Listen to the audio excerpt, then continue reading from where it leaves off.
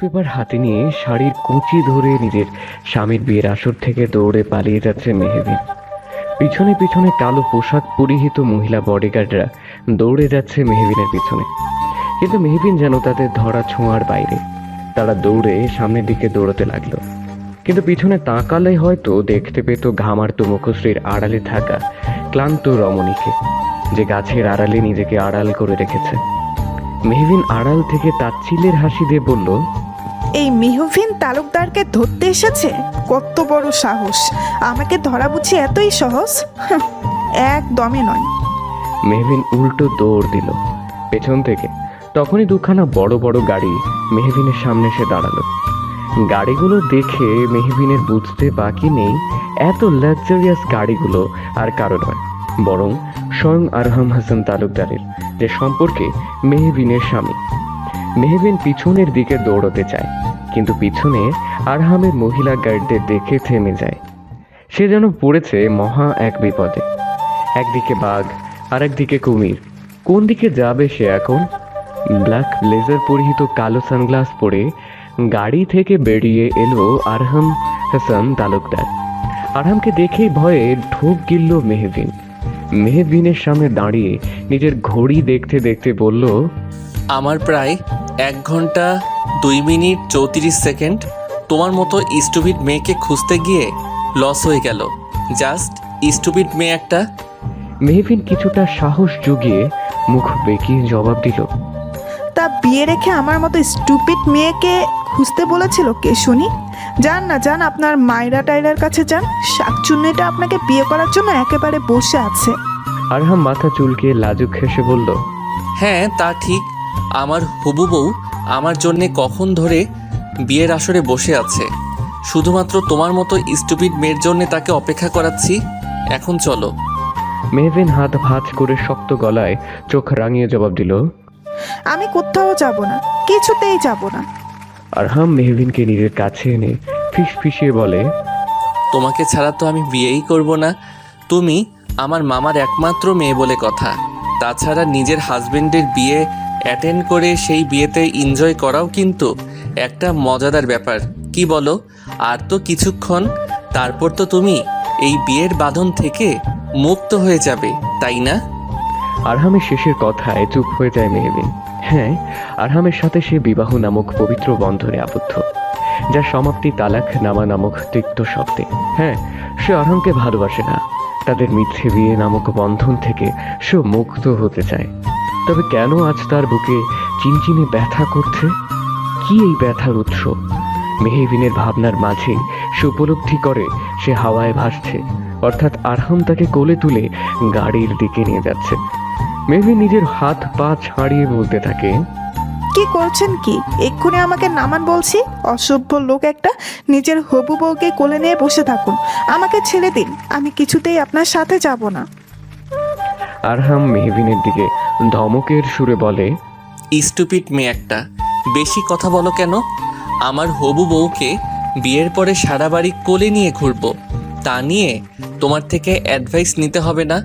আপাতত নিজের প্রেজেন্ট ওয়াইফকে কোলে করে আমার বিয়ের আসরে বসিয়ে নিজের বিয়ে দেখাবো। হাজবেন্ডের বিয়ে আরামের সহিত বসে বসে দেখব। আলাদা একটা ফিলিংস।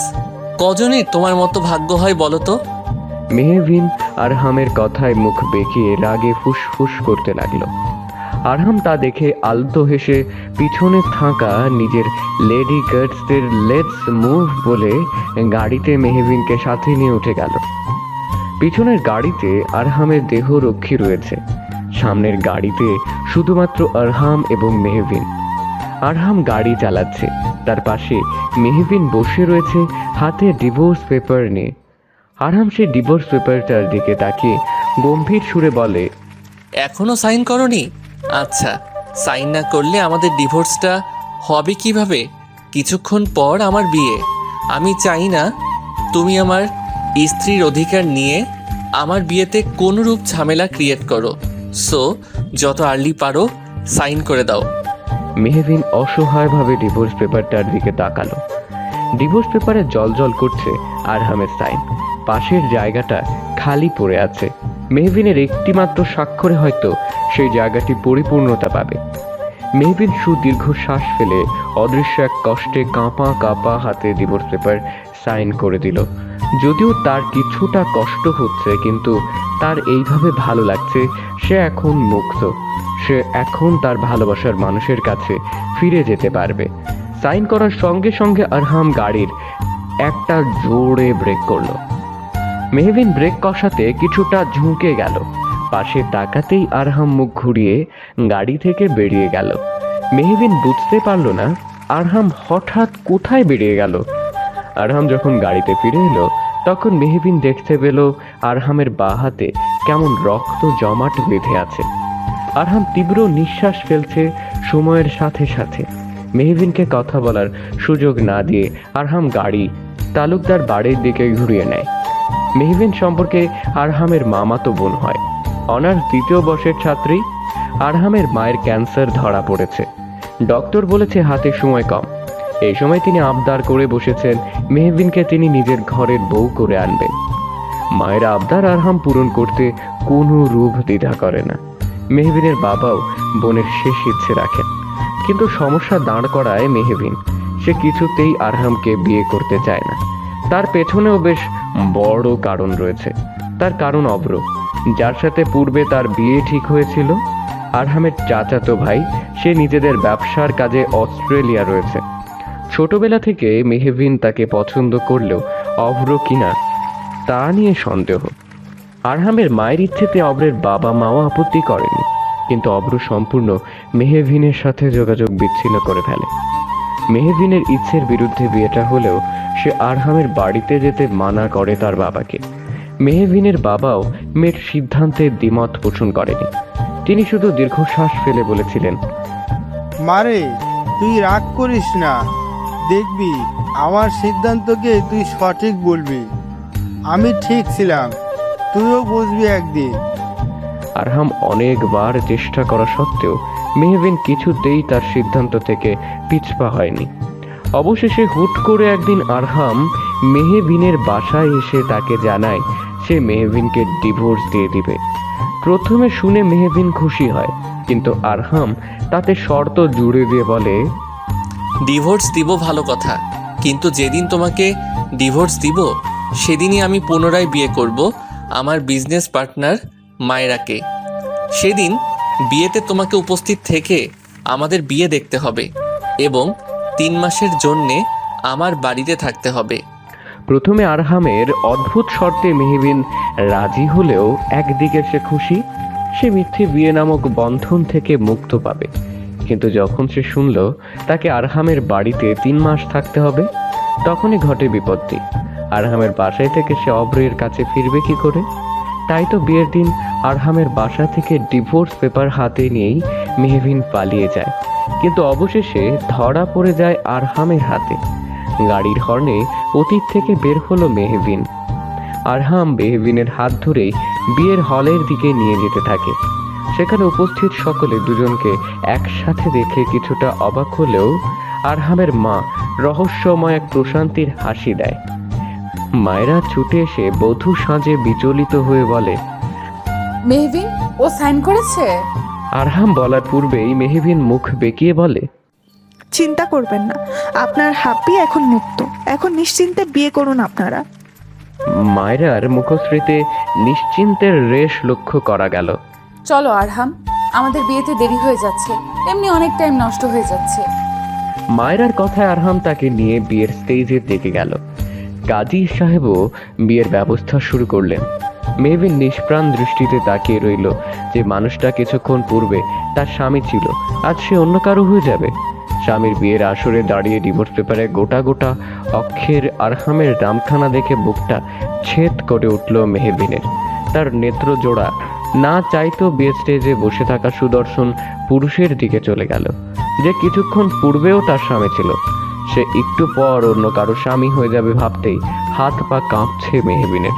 আচ্ছা, সে তো আরহামের ভালোবাসেনি, কিংবা বিয়ের পর কখনো সংসারও করেনি, তবে কিসের এত টান অনুভব হচ্ছে তার? তবে কি তা কবুল নামক পবিত্র শব্দের রেশ, যে রেশের সূত্র ধরে মেহবিনের হৃদয় অনাবরত জন্ম হচ্ছে আরহামকে ঘিরে অনুভূতি? মেহবিনের অজান্তেই খুব কম মানুষ নিয়ে আরহাম এবং মায়রার বিয়ে হচ্ছে। আরহামের বাড়ির বাগানে থাকা বিশাল হলরুমে কাঁধে কারো স্পর্শ পেয়ে মেহেদিন পিছনে ঘুরে তাকিয়ে দেখে তার বাবা দাঁড়িয়ে আছেন। মেয়ের মাথায় স্নেহের সহিত হাত বুলিয়ে তিনি প্রশ্ন করেন, এইবার তুই খুশি তো মা? দেখ, আরহাম তোকে মুক্ত করে অন্য কাউকে বিয়ে করেছে।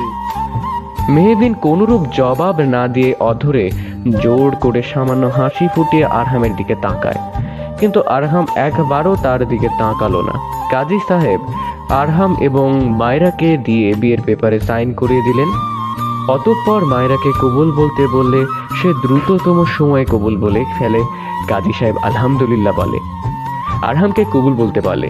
মেহবিনের নিজের বিয়ের সময়ের কথা মনে পড়ে গেল। সে আর দাঁড়িয়ে থাকতে পারল না, দ্রুত পায়ে বাগানের দিকে যেতে লাগলো। পিছনে ঘুরলে হয়তো দেখতে পারত আরহামের অধরে লেগে থাকা তৃপ্তির হাসি।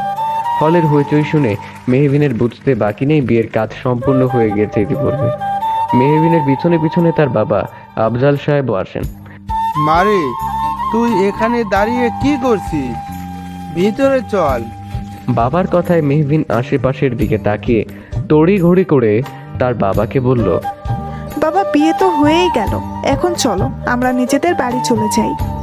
কিন্তু মেহবিন তার বাবার কথায় কর্ণপাত না করে তার বাবার হাত ধরে গেটের দিকে নিয়ে যেতেই দেখতে পায় তার সামনে আরহামের দেহরক্ষীগণ বন্দুক হাতে নিয়ে দাঁড়িয়ে আছে।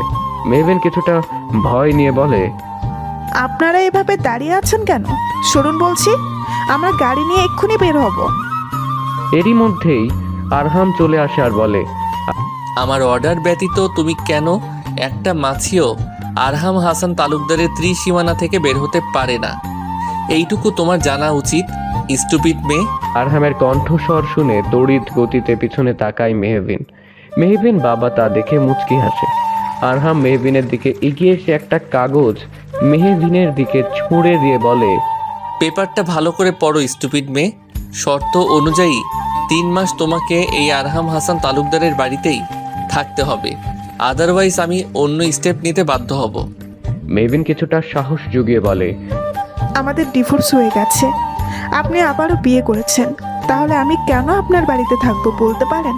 কেন আটকে রাখতে চাইছেন আমাকে? শেষের কথাটি কিছুটা চিৎকারের সুরেই বলে মেহবিন।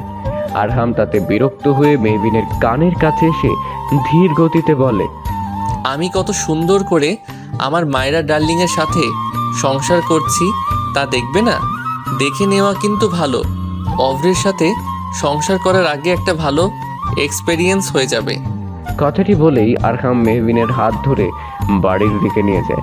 মেহবিন তার বাবার দিকে অসহায়ভাবে তাকিয়ে বলে, বাবা তুমি ওনাকে আটকাও, আমি কিছুতেই এই বাড়িতে থাকবো না, আমি তোমার সাথে বাড়িতে যাব।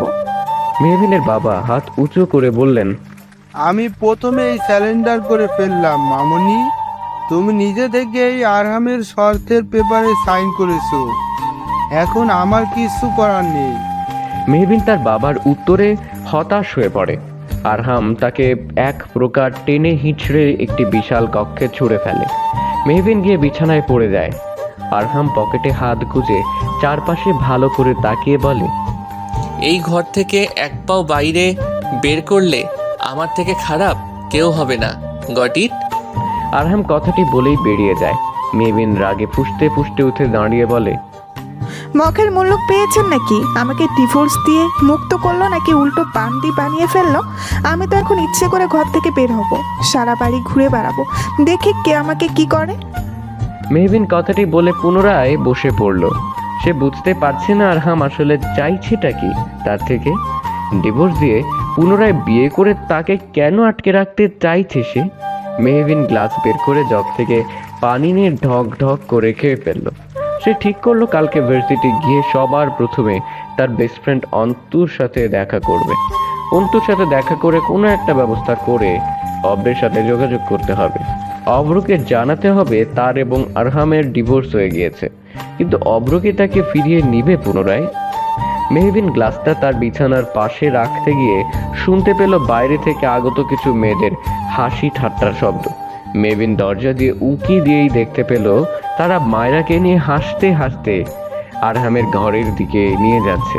সম্পর্কে তারা মায়রার বান্ধবী। তার মধ্যে একজন হাসতে হাসতে বলল, আজকে বাসরাতে আরাম ভাইয়া দেখিস তোকে ঘুমাতে দিবে না। এত সুন্দর লাগছে তোকে মাইরা। আরাম ভাইয়া আজ চোখের সর্ষে ফুল দেখবে। মেয়েটার কথা শুনে সকলে হেসে দেয় একসাথে। মায়েরা লজ্জা পায় তাদের কথা শুনে। মেহবিন মুখ বেঁকিয়ে বলে, সুন্দর না চাই? তার মধ্যে সেখানে আরহামের আগমন ঘটল। সে সকলকে দেখে বলল, লেডিস, আপাতত আপনারা যেতে পারেন। আমার বউকে এবং আমাকে দয়া করে একা ছেড়ে দিন। Thank you. আর এক দফা হাসির রোল পড়ে যায় সেখানে। সকলে হাসতে হাসতে বলে, ভাইয়ার দেখি তর্স হয়েছে না। আপনারই তো বউ, নিয়ে যান আপনি। মেহবিন আরহামের কথা শুনে হাতে হাত রেখে বড় বড় চোখ রেখে বলে, পুপির বড় ছেলেটা এত বড় নির্লজ্জ! ছি, আমি বহুত বড় বাঁচা বেঁচে গিয়েছি। ছোটবেলা থেকে আমেরিকা থেকে পড়াশোনা করে তাদের কালচার একেবারে শিরায় শিরায় আয়ত্ত করে ফেলেছে। নির্লজ্জ ছেলে কোথাকার! সকলে মিলে আরহাম এবং মায়রাকে বাসর ঘরে রেখে আসে।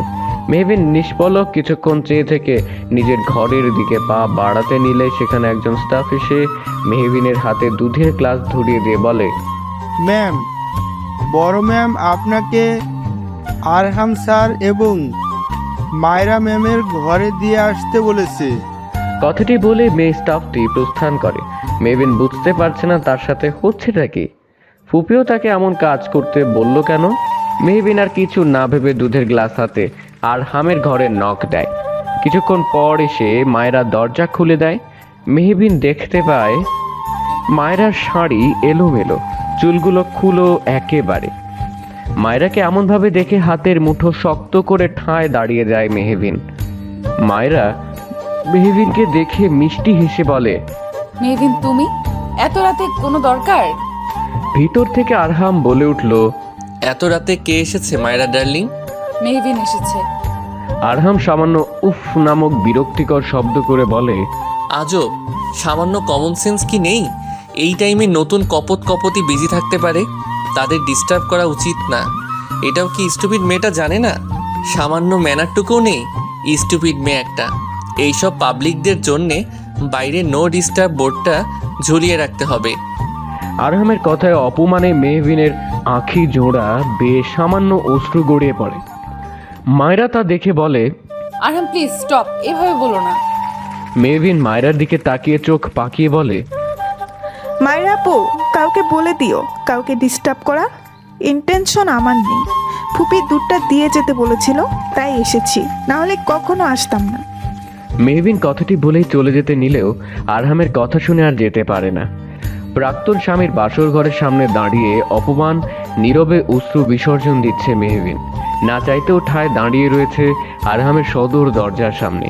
কারণ আরহামের কড়া নির্দেশ বাসরাতের এত সুন্দর ডেকোরেশনে আরহাম এবং মায়েরা সুন্দর করে কাপল পিক তুলে দিতে হবে।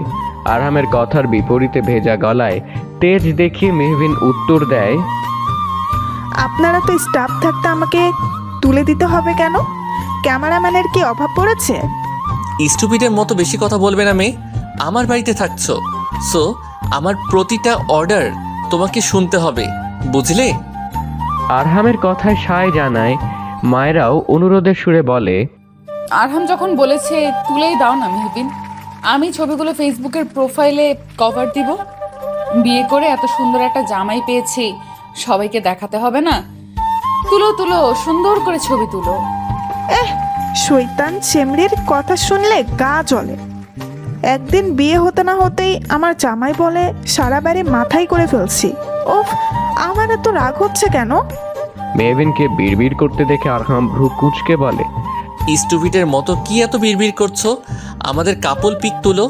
কথাটি বলে আরহাম মায়েরার কোমরে হাত দিয়ে সুন্দর করে পোজ দেয়। মেহবিন আরহামের আইফোনটি হাতে নিয়ে মনে মনে হাজারখানা আরহামকে গালি দিয়ে ছবি তুলতে থাকে। না চাইতেও আরহামের হাতের দিকে নজর যাচ্ছে। বিরক্তিকর লাগছে সবকিছু তার। মেহবিন অনুভব করলো তার আঁখিতে ধরা দিচ্ছে ফোঁটা ফোঁটা অশ্রুবিন্দু। মেহবিন কোনো মতে ছবি তুলে মায়েরার হাতে ফোনটি দিয়ে আরহামের কক্ষ থেকে প্রস্থান করে। নিজের ঘরে এসে পায়চারি করতে থাকে মেহবিন। কেন হচ্ছে তার সাথে এমন বাজে অনুভূতির কারণই বা কি? আরহাম কেন তাকে দিয়ে এসব করাচ্ছে? মেহবিন বিছানায় গিয়ে শুয়ে পড়ল, কিন্তু কিছুতেই তার ঘুম আসছে না। সমস্ত নিদ্রা যেন তার সাথে বেশ অভিমান করে ছুটে পালিয়ে গেছে। শীতের মধ্যেও অদ্ভুত এক অস্থিরতায় মেহবিনের শরীরের তাপমাত্রা বেশ যেন 1 ডিগ্রি বেড়ে গেল। মেহবিন শুয়ে থেকেই হাত জোড়া পরস্পরের সাথে ঘষে তা আরো উষ্ণ করে দিল। মেহবিন বুঝতে পারলো তার আজকে আর ঘুম আসবে না। মেহবিন তার কক্ষ থেকে বেরিয়ে ছাদের উদ্দেশ্যে রওনা দিল। ছাদে এসে তার বেশ শীত অনুভব করলো। চারপাশে শীতের ঠান্ডা হাওয়া এসে তার গায়ে আলতো করে ছুঁয়ে দিচ্ছে।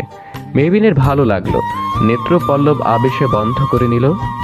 পরক্ষণেই তার মস্তিষ্কে এসে ধরা দিল আরহাম এবং মায়রার ঘনিষ্ঠ মুহূর্তগুলো।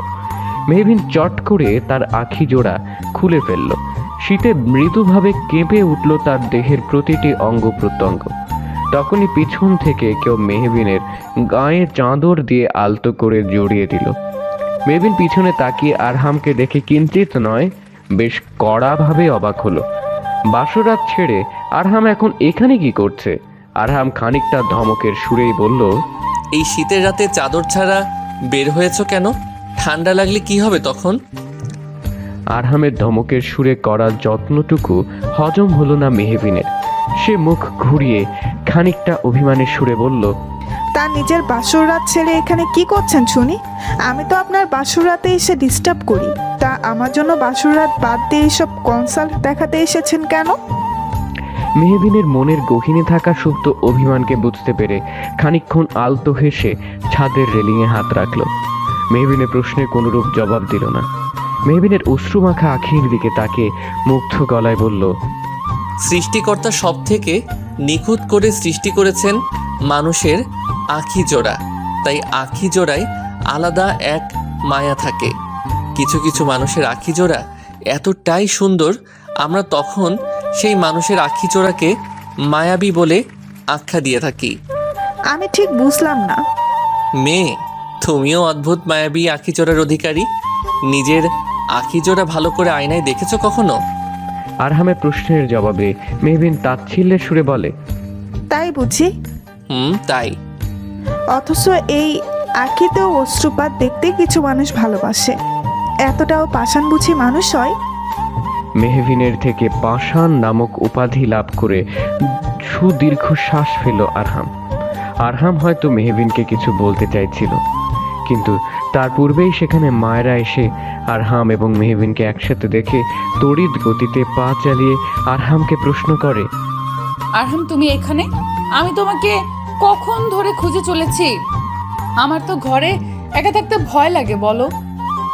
মেহবিন মুখ বেঁকিয়ে মনে মনে বলে, এত বড় দামড়া মেয়ের নাকি আবার ভয় করে, যত সব ঢং।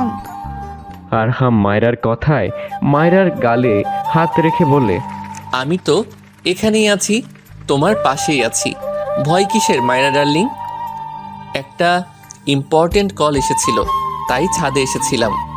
আরহাম মায়রার হাত ধরে বলে, ঘরে চলো, আজকে রাত আমাদের জন্য স্পেশাল। আমি একটা টাইমও ওয়েস্ট করতে চাইছি না, চলো। শেষের কথাটি বলে মায়রা মেহবিনের দিকে তাকালো। মেহবিন শক্ত করে খামচে ধরল নিজের চাদর। আরহামের হাত ধরে মায়রা তাকে ছাদ থেকে নিয়ে গেল। মেহবিন ধপ করে বসে পড়ে। সবকিছু তার কাছে বিষাদময় লাগছে। মেহবিনের এই বিষাদের কারণ স্বয়ং আরহাম নিজেই। সকাল সকাল নিজের ব্যাগ কাঁধে নিয়ে ভার্সিটির উদ্দেশ্যে বেরিয়ে পড়েছে মেহবিন। ভার্সিটি এসেই মেহবিনকে দূর থেকে অন্তু এসে তাকে জড়িয়ে ধরল। অতঃপর মেহবিনের হাত ধরে তাকে ক্যান্টিনে নিয়ে এসে বসিয়ে প্রশ্ন ছুড়ল, শুনেছি তোমার ডিভোর্স হয়ে গেছে, আবার আরহাম ভাইয়া আবার বিয়েও করে ফেলেছে। এত কিছু কিভাবে হলো? মেহবিন ক্ষিপ্ত গলায় উত্তর দিল, শুধু কি তাই, বদলোকটা নিজের বউকে নিয়ে নির্দ্বিধায় সংসার করছে, কিন্তু আমাকে তার বাড়িতে জোর করে আটকে রেখেছে 3 মাসের জন্য। ডিভোর্স তো হয়েই গেছে, তাহলে তোকে তার বাসায় রেখেছে কেন? তুইও বা আব্রাহাম ভাইয়ের কথা শুনছিস কেন? মেহবিন কপালে হাত রেখে জবাব দেয়, শুনছি কি সাধে, এই ডিভোর্সের জন্যই তো এত কিছু করলাম, কিন্তু যার জন্য ডিভোর্সটা নিয়েছি সেই তো জানে না আমার ডিভোর্সের কথা। অন্তু কিছুটা মন খারাপ করে বলল, কিন্তু অব্র ভাইয়াকে তুই কি করে জানাবি? সে তো তোর বিয়ের বিরহের সমস্ত যোগাযোগ বিচ্ছিন্ন করে ফেলেছে। আধুনিক যুগের দেবদাস সে। কথাটি বলেই শব্দ করে হাসল অন্তু। মেহভিনের মুখশ্রীতে বিরক্তির রেশ লক্ষণীয়, অর্থাৎ অন্তুর কথা তার তেমন পছন্দ হয়নি। মেহভিন হতাশার সুরেই বলল, অফরো ভাইয়া কি আদৌ আমাকে ভালোবাসে? আমি তো সারা জীবন তাকে একপাক্ষিক ভালোবেসে গেলাম। ভালো না বাসলে কি তোর বিয়ের কষ্টে সমস্ত যোগাযোগ বিচ্ছিন্ন করে ফেলতো। ভালো না বাসলে নিশ্চয় তোকে নিজের বড় চাচা তো ভাবির যথাযথ সম্মানটুকু দিত, তাই না? অন্তুর কথায় মেহভিন চায়ে চুমুক দিয়ে অন্তুর কথাগুলো কিছুক্ষণ ভাবল। নিজের স্বামীর ওয়ালপেপারে তার প্রাক্তন স্ত্রীর ছবি দেখে খুব একটা অবাক হলো না মায়েরা। আরহামের অজান্তে সেই ছবি সযত্নে ডিলিট করে দিল। আরহাম গাড়িতে বসে ল্যাপটপের কাজ করছিল। সে মায়েরার কাণ্ড অকুপটে দেখে নিল, অথচ একটি বাক্য উচ্চারণ করলো না তার বিপরীতে। শুধু মুখ দিয়ে বলল, থ্যাঙ্কস মায়েরা, আমার খেয়াল ছিল না। মায়েরা বিপরীতে সৌজন্যমূলক হাসি দিল। মেহভিন ভার্সিটি থেকে এক ক্লাস না করেই বেরিয়ে গেল।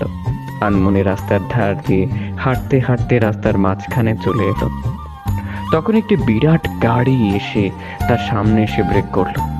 গাড়ি থেকে সাদা শার্ট পরিহিত একজন সুদর্শন যুবককে দেখে ছুটে গিয়ে তাকে জড়িয়ে ধরল মেহভিন। যুবকটিও পরম মমতার সাথে মেহভিনকে জড়িয়ে মেহভিনের মাথায় হাত বুলিয়ে প্রশ্ন করল, কেমন আছেন ভাবি?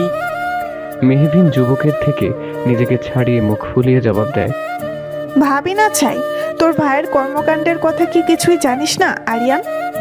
আরিয়ান আঙ্গুল তার থুতনিতে রেখে কিছুটা ভাবার্থ ভঙ্গিমায় দাঁড়িয়ে থেকে চট করে জবাব দিল, উফ, তুই তো এখন আমার এক্স ভাবি। মায়ের থেকে সবকিছুই শুনেছি। আমার ভাবি এখন।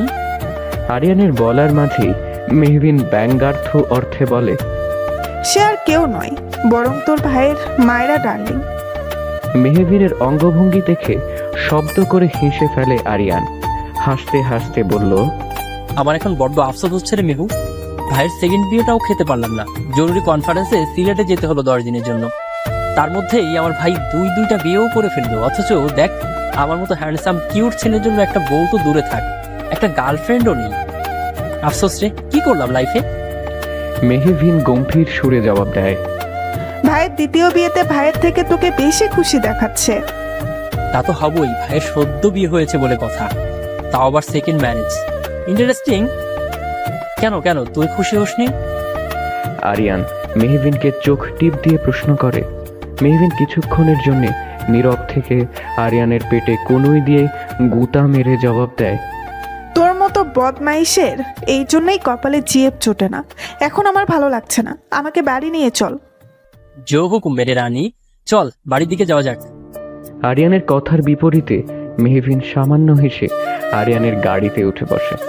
আরিয়ান হাসান তালুকদার আরহামের ছোট ভাই, একজন বিরাট বড় চিকিৎসক।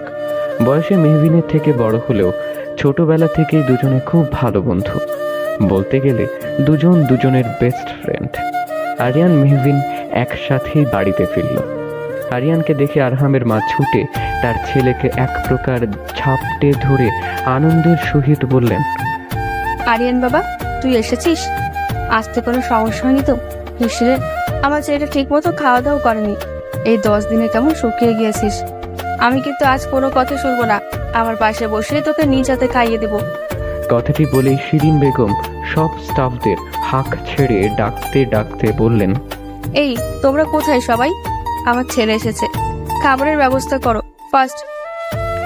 আরিয়ান তার মমতাময়ী মায়ের কর্মকাণ্ড দেখে তার হাত ধরে শুধায়, সব হবে মা, তুমি একটু রিল্যাক্স হও। আচ্ছা মা, ভাইয়া কোথায়? সে অফিসের একটা জরুরি মিটিং এ বেরিয়েছে, সাথে মায়েরা কেউ নিয়ে গিয়েছে। বিয়ের পরে কই একটু ছুটি নেবে না, তা তো নিলই না, উল্টো বউটাকেও রেস্ট নিতে দিল না। জামাই বউ চললো অফিসে। মেহভিন শিরিন বেগমের কথা শুনে থমথম করে ফেলে মুখশ্রী। নিজের অজান্তেই বলে ফেলে, অফিসেও কি মায়েরা টায়রাকে না নিয়ে গেলে হয় না? 24 ঘন্টায় বুঝি বউকে দেখতে হয়? লোকটা এত বউ পাগল কেন? অসহ্য। মেহভিনের কথায় আরিয়ান মেহভিনের কাছে এসে সন্দিহান চোখে তাকিয়ে বলল, মেহু, তুই কি কিছু বললি? ভাইয়ের বউ নিয়ে বাড়াবাড়ি কি তোর সহ্য হচ্ছে না? মেহভিন তড়িৎ গতিতে আমতা আমতা করে জবাব দেয়, আমার আমার সহ্য হবে না কেন? আমি তো মজা করে বললাম। আরহাম ভাইকে কয়েকদিন পরে সবাই বউ পাগল বলে ডাকবে। ওহ আচ্ছা আচ্ছা। কথাটি বলে আরিয়ান মুখ চেপে হাসল। মেহবিন যেন হাঁপ ছেড়ে বাঁচল। আরিয়ান তার মাকে প্রশ্ন ছুড়ে দিয়ে বলল, মা আগে বলো, সব মেডিসিন নিয়েছো তুমি? তুমি কিন্তু বড্ড অবহেলা করো। হ্যাঁ, শিরিন বেগম সামান্য হেসে জবাব দেয়, বাবারে, আর আবার তুই থাকতে আমি কি ওষুধ দিয়ে অনিয়ম করতে পারি বল? তোরা তো বুঝতে চাস না, ওষুধ খেয়েই বা কি হবে? আমার হাতে যে সময় কম, চলে তো যেতেই হবে। মায়ের আগত মৃত্যুর কথা শুনে বুক মোচড় দিয়ে ওঠে আরিয়ানের। সঙ্গে সঙ্গে মেহবিন তার ফুপিকে জড়িয়ে ধরে অভিমানের সুরে বলে, এসব কি বলছো ফুপি? কিচ্ছু হবে না তোমার, তুমি ঠিক সুস্থ হয়ে যাবে। শিরিন বেগম শুধু মেহবিনের মাথায় হাত রেখে দীর্ঘশ্বাস ফেলে। ছোটবেলা থেকেই মায়ের আদর মেহবিন তার ফুপুর কাছেই পেয়েছে। মা মরা মেয়েকে নিজের সন্তানের মতো আগলে রেখেছেন সব সময় শিরিন বেগম। তাই তো শেষ সময় সে নিজের ছেলের সাথে মেহবিনের সুখের সংসার দেখে যেতে চেয়েছিলেন, কিন্তু আফসোস তা হলো না।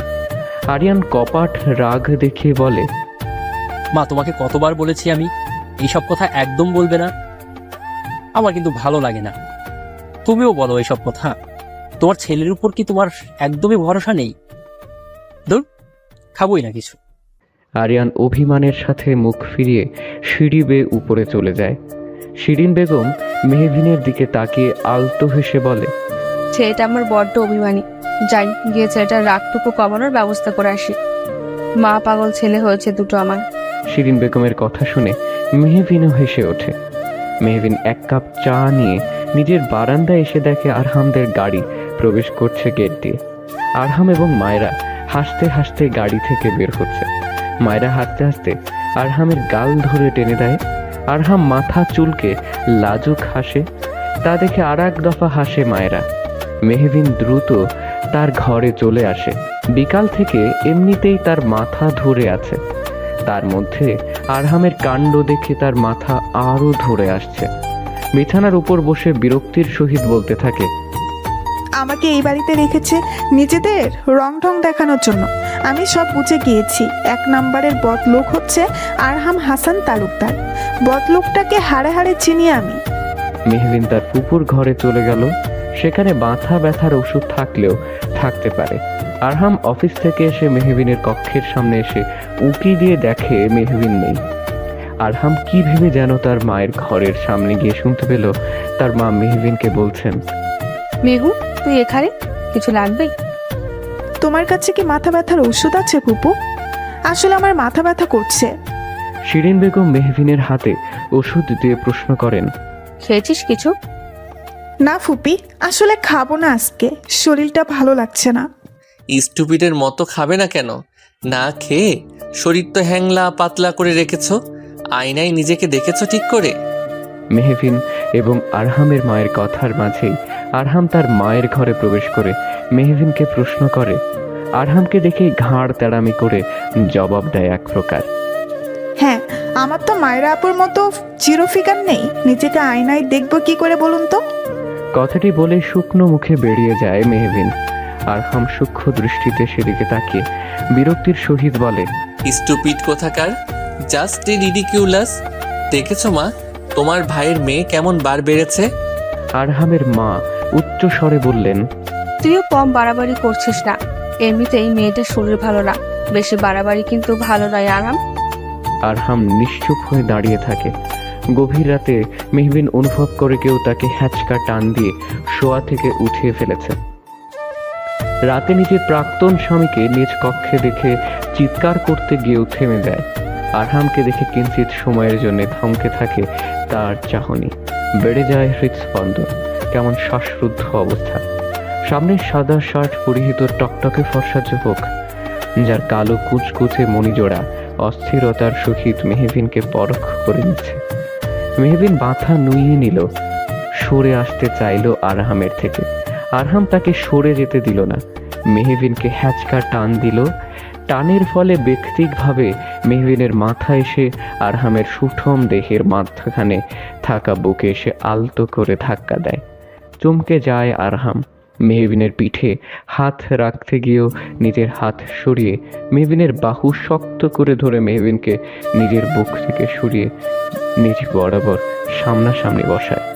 মেহবিন আরহামকে কিছু বলতে চাইলে আরহাম দ্রুত উঠে মেহবিনের রুমের কক্ষের আলো জ্বালিয়ে দেয়। মেহবিন নিজের দিকে ভালো করে তাকিয়ে দ্রুততার সাথে নিজের ওড়না ঠিক করে। তা দেখে আরহাম বাঁকা হাসে আলতো করে। আরহামের হাসি দেখে মেহবিনের শরীর যেন রাগে জুড়ে যাচ্ছে। সে ক্ষিপ্ত গলায় প্রশ্ন করে, সেদিন তো আমাকে কমন সেন্সের অনেক বড় বড় ডায়লগ দিলেন, তো আপনি কি জানেন না একটা অবিবাহিত মেয়ের ঘরে এভাবে হুট করে প্রবেশ করা যায় না, তাও রাতের বেলায় যখন সে নিদ্রাচ্ছন্ন অবস্থায় রয়েছে। আরহাম মেহবিনের কাছে চলে আসে হুট করে। মেহবিন ঘাবড়ে যায়। আরহাম মেহবিনের দিকে তাকিয়ে রুক্ষ গলায় শুধায়, তা তুমি কি জানো রাতের দরজা লক করে ঘুমাতে হয়? এই ম্যানার্সটুকু নেই তোমার? এইভাবে দরজা খুলে ঘুমালে আমি কেন, যে কেউ সুযোগ নিতে চলে আসবে।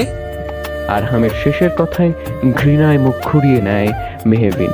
মেহবিনের কাণ্ডে কিছুটা ক্ষিপ্ততার সাথেই আরহাম বলে, আর কে? অবিবাহিত তুমি? হ্যাঁ, এইটাও বোধহয় তুমি জানো না, মিসেস আরহাম হাসান তালুকদার ডিভোর্স কার্যকর হয় 3 মাস পর। আমাদের ডিভোর্সের প্রসেসিং চলছে এখনো, কিন্তু পুরোপুরি ডিভোর্স হয়ে যায়নি। সো তোমার উপর আমার এখনো রাইটস আছে। মিসেস আরহাম হাসান তালুকদার ডাকটি শুনে মনে এক অজানা শান্তি স্রোত বয়ে গেল মেহবিনের। হ্যাঁ, এইটা তো ঠিক, তাদের ডিভোর্স কার্যকর হতে এখনো 3 মাস সময় লাগবে। জটিল প্রসেস। পরক্ষণে মেহবিন কি ভেবে যেন আরহামের দিকে ঘুরে গম্ভীর সুরে বলল, তাই বুঝি 3 মাসের জন্য আমাকে আপনার বাড়িতে রেখেছেন? আরহাম চমৎকারভাবে হেসে জবাব দেয়, আজ্ঞে জি, 3 মাসের ডিভোর্সের প্রসেসিংটা ভালোভাবে হয়ে যাক, তারপর তুমি তোমার কাছে অভ্রের কাছে ফিরে দেও, আমি তোমাকে আটকাবো না। আরহামের কথা শুনে মেহবিন খুশি হয়ে বলে, সত্যি 3 মাস পর আমি আমার অফরের কাছে ফিরে যেতে পারবো? আরহামের মুখশ্রীতে গম্ভীরতার রেশ লক্ষ্য করা যায়। সে মাথা নাড়িয়ে দিয়ে হ্যাঁ সূচক জবাব দেয়। মেহবিন পরক্ষণেই প্রশ্ন করে ফেলে, কিন্তু এত রাতে আপনি আমার ঘরে কি করছেন, তাও নিজের স্ত্রীকে ফেলে? নিজের অধিকার ফলাতে। আরহামের জবাবে চমকে যায় মেহবিন। অব্রের বাবা ইকবাল সাহেবের একটি বদ অভ্যেস হচ্ছে, রাতে চা না খেলে ঘুমোলে তার ঠিক করে ঘুম আসে না। নিজের হাতেই রান্নাঘরে দাঁড়িয়ে চা তৈরি করছেন। 1 কাপ চা নিজের স্ত্রীর জন্য করেছেন। স্ত্রীর মুখের উপর কথা বলার সাধ্য নেই তার।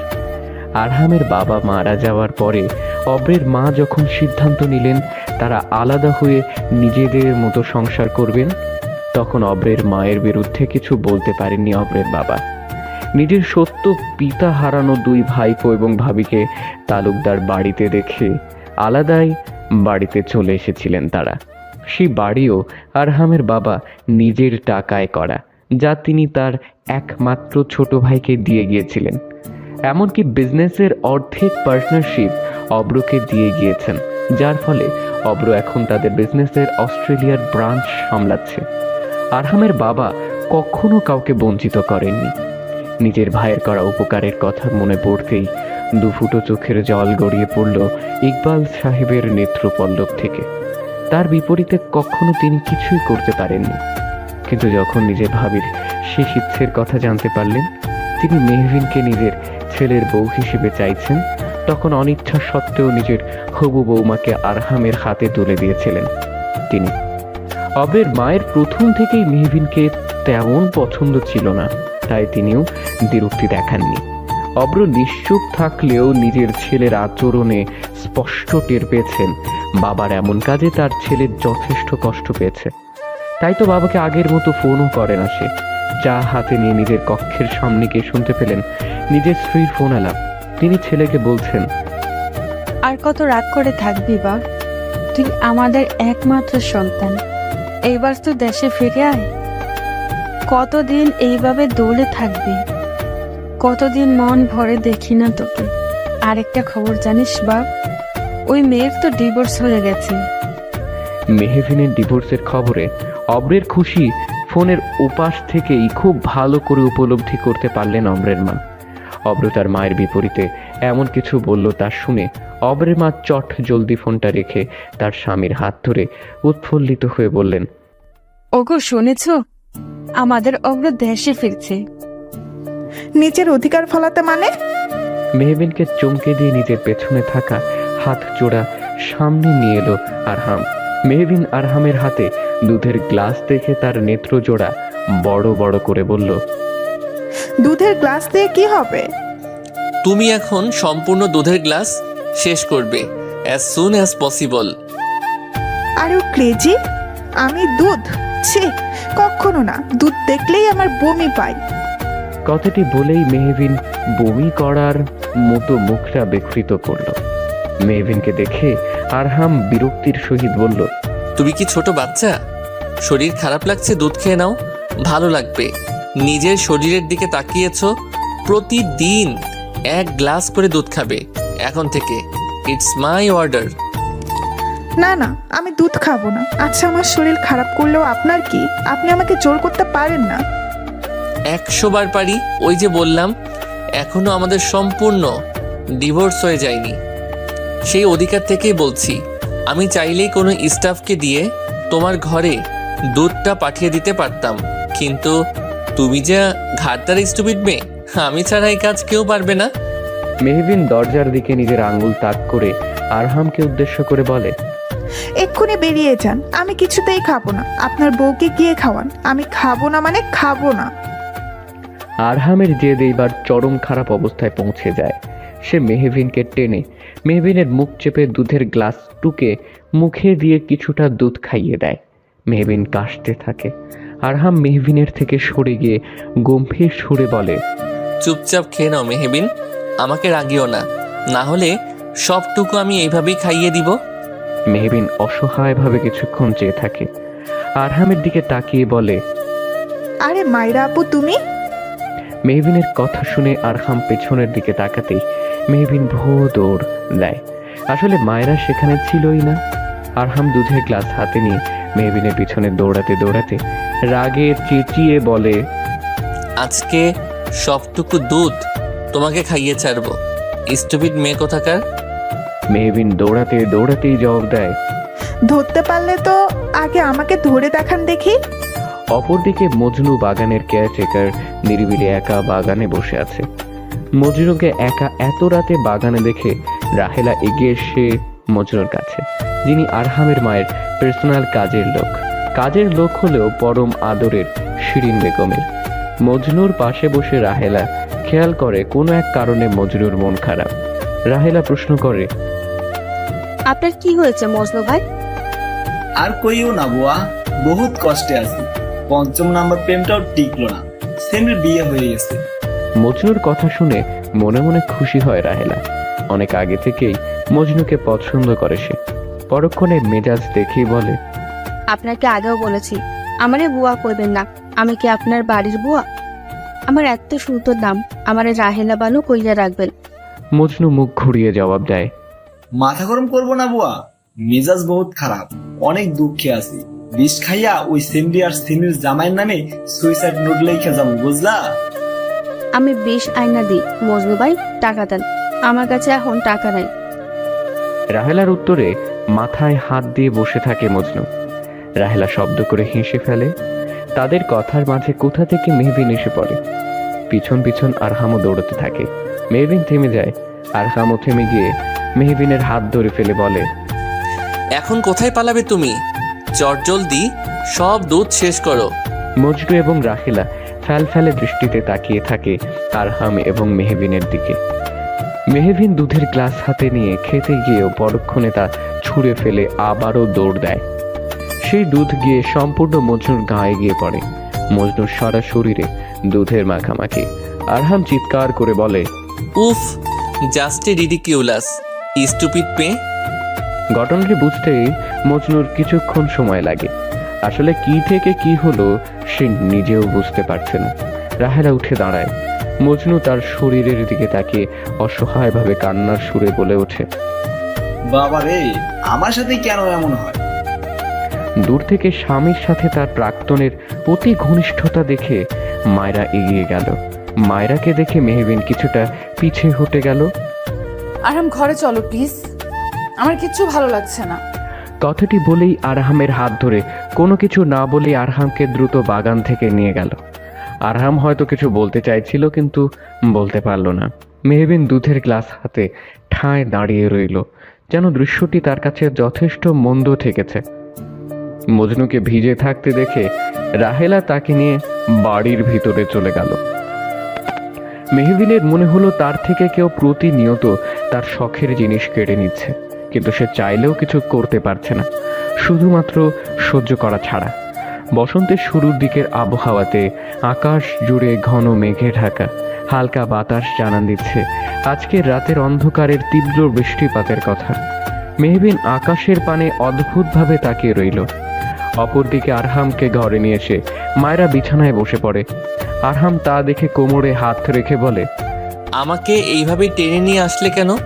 মায়রা বিছানার পাশে থাকা জানালা হাত দিয়ে কিছুটা ভিড়িয়ে রাখা জানলা খুলে দিল। ঘন কালো আকাশের দিকে তাকিয়ে উৎফুল্লিত হয়ে বলল, আমরা আজকে ভিজবো বৃষ্টিতে। আরহাম কি বলো? বৃষ্টিতে ভিজতে আমার খুব ভালো লাগে, আমার সাথে ভিজবে তুমি? আরহাম ঘড়ির দিকে তাকিয়ে গম্ভীর সুরে বলে, এখন এই সময়ে? মায়রা আরহামের হাত ধরে জানালার ধারে দেখিয়ে বাগানে দাঁড়িয়ে থাকা মেহবিনকে উদ্দেশ্য করে বলল, হ্যাঁ এক্ষুনি, মেহবিনও আছে, চলো ছাদে যাই। আরহাম মেহবিনের দিকে তাকিয়ে আলতো হাসল। আকাশের বুকে ঠাঁই করে নিয়ে শীতল ধরণীতে বৃষ্টি নামলো ভালোবাসার রং হয়ে। মেহবিন ভাবল সে এবার ঘরে চলে যাবে, কিন্তু ছাদের দিকে তার চোখ পড়তেই তার আঁখি জোড়া স্থির হয়ে যায়, নেত্রকোনা হয়ে পড়ে টলমলে। মেহবিন তাকিয়ে দেখে মায়রা আরহামের হাত ধরে হাসতে হাসতে ছাদে বৃষ্টিতে ভিজছে। আরহামের সাদা শার্টে স্পষ্ট তার বিশাল দেহির গঠনের শরীর, সেই শরীরের বুকে ঠাঁই করে নিয়েছে মায়রার মাথা। মেহবিনের ছোটবেলা থেকেই বৃষ্টিতে ভিজলে জ্বর হয়, তাই সে বৃষ্টিতে তেমন একটা ভিজতে পছন্দ করে না। কিন্তু আরহামের প্রতি মনের গহীনে থাকা সুপ্ত অভিমান নামক ক্ষোভ থেকে সে ঠায় দাঁড়িয়ে বৃষ্টিতে ভিজতে লাগলো। মেহবিন হয়তো জানে না আরহামের শীতল দৃষ্টি শুধুমাত্র তাকে ঘিরেই। আরহামের মায়রার দিকে তাকাতেই তার আঁখি জোড়া যায় বাগানের বাঁশ ছাড়ের দিকে। সেখানে কেউ রিভলভার হাতে নিয়ে মেহবিনের দিকে শুটের উদ্দেশ্যে দাঁড়িয়ে আছে। সে গুলি করার পূর্বেই আরহাম দ্রুত মায়রাকে ছাড়িয়ে নিজের পকেট থেকে রিভলভার বের করে দ্রুত সেই লোকটার পায়ে গুলি করে দেয়। বৃষ্টিতে ভিজে মেহবিনের মাথা ধরে এসেছিল, তার মধ্যে গোলাগুলির তীব্র শব্দ তার কানে আসতেই মাথা ধরে সে মাটিতে লুটিয়ে পড়ে। আরহাম তার রিভলভার হাতেই নিচে ছুটে চলে। আরহামের দেহরক্ষীগণ তৎপর হয়ে সেই আগন্তুককে খুঁজতে ব্যস্ত হয়ে পড়ে। আরহাম দ্রুত নিচে এসেই মেহবিনের কাছে ছুটে যায়। সে মেহবিনের অবস্থা দেখে অস্থির হয়ে ওঠে, বুকের মাঝে শক্ত করে আঁকড়ে ধরে মেহবিনকে। মায়রাও দৌড়ে আরহামের কাঁধে হাত রেখে বলে, জাস্ট কুল ডাউন, ভয় পেয়ে অজ্ঞান হয়ে গেছে, তেমন কিছু হয়নি। মায়রার কথা শুনে আরহাম চেঁচিয়ে জবাব দেয়, কিচ্ছু হয়নি। যদি আমার প্রেয়সীর আজ গুলি লেগে যেত কি হতো তুমি বলতে পারো? যাও এক্ষুনি খোঁজ নাও, কোন রাস্কেলের এত বড় সাহস হয়েছে আমার প্রেয়সীর দিকে নজর দেওয়ার। মায়রা মাথা নাড়িয়ে হ্যাঁ সূচক জবাব দিয়ে কাউকে ফোন করতে করতে বেরিয়ে যায়। আরহাম মেহবিনকে কোলে তুলে বাড়ির ভিতরে প্রবেশ করে। আরিয়ান তার ভাইকে এবং মেহবিনকে এমন অবস্থায় দেখে দ্রুত ছুটে এসে প্রশ্ন করে, ভাই নিহুর কি হয়েছে? আরিয়ান, ফার্স্ট আমার ঘরে আয়, মেহবিন জ্ঞান হারিয়েছে। কথাটি বলেই দৌড়ে নিজের ঘরের উদ্দেশ্যে রওনা দেয় আরহাম। আরহাম যতই কিছুই করুক, আমার কেন জানি মনে হচ্ছিল মেহবিনের সাথে আরহামের ডিভোর্সটি হয়নি, সবকিছুই ফেক। আজ আমি টোটালি শিওর হয়ে গিয়েছি। একজন মহিলার কথায় আরহামের হাতে গুলি খাওয়া সেই যুবক পা খুঁড়িয়ে খুঁড়িয়ে এসে জবাব দেয়, আরহাম তালুকদার আমাদের মিসগাইড করার চেষ্টা করেছে, আর কিছুই না। মহিলাটি উচ্চ স্বরে হেসে জবাব দেয়, আরহাম যত বড়ই অফিসার হোক, আমার কাছে একজন নাদান শিশু, নিজের অজান্তেই কত বড় বোকামি করে ফেললো। এটা তো একটা ছোট্ট জাল ছিল, সেই জালে আরহাম হাসান তালুকদার ফেসে গেছে। আহা বেচারা, কত বড় বোকামি করে ফেললো। যুবকটি মহিলার কথা শুনে নিজের পায়ের দিকে তাকিয়ে হাসে। মেহবিনের ওপর নজর রাখো, সব খবর রাখো মেহবিনের। আরহাম হাসান তানতরের উইক পয়েন্ট সে। আরিয়ান মেহবিনকে চেক করছে। পাশেই মেহবিনের হাত ধরে এক ঝাঁক দুশ্চিন্তা নিয়ে বসে আছে আরহাম। আরিয়ান মেহবিনকে ইনজেকশন পুশ করে। আরহামের দিকে তাকিয়ে বলে, ফোবিয়া থেকে অজ্ঞান হয়ে পড়েছে, তার মধ্যে এতক্ষণ বৃষ্টিতে ভিজে জ্বর চলে এসছে। আমি ইনজেকশন পুশ করে দিয়েছি, হোপসো কালকের মধ্যে ঠিক হয়ে যাবে। এখন ঘুমাচ্ছে সে।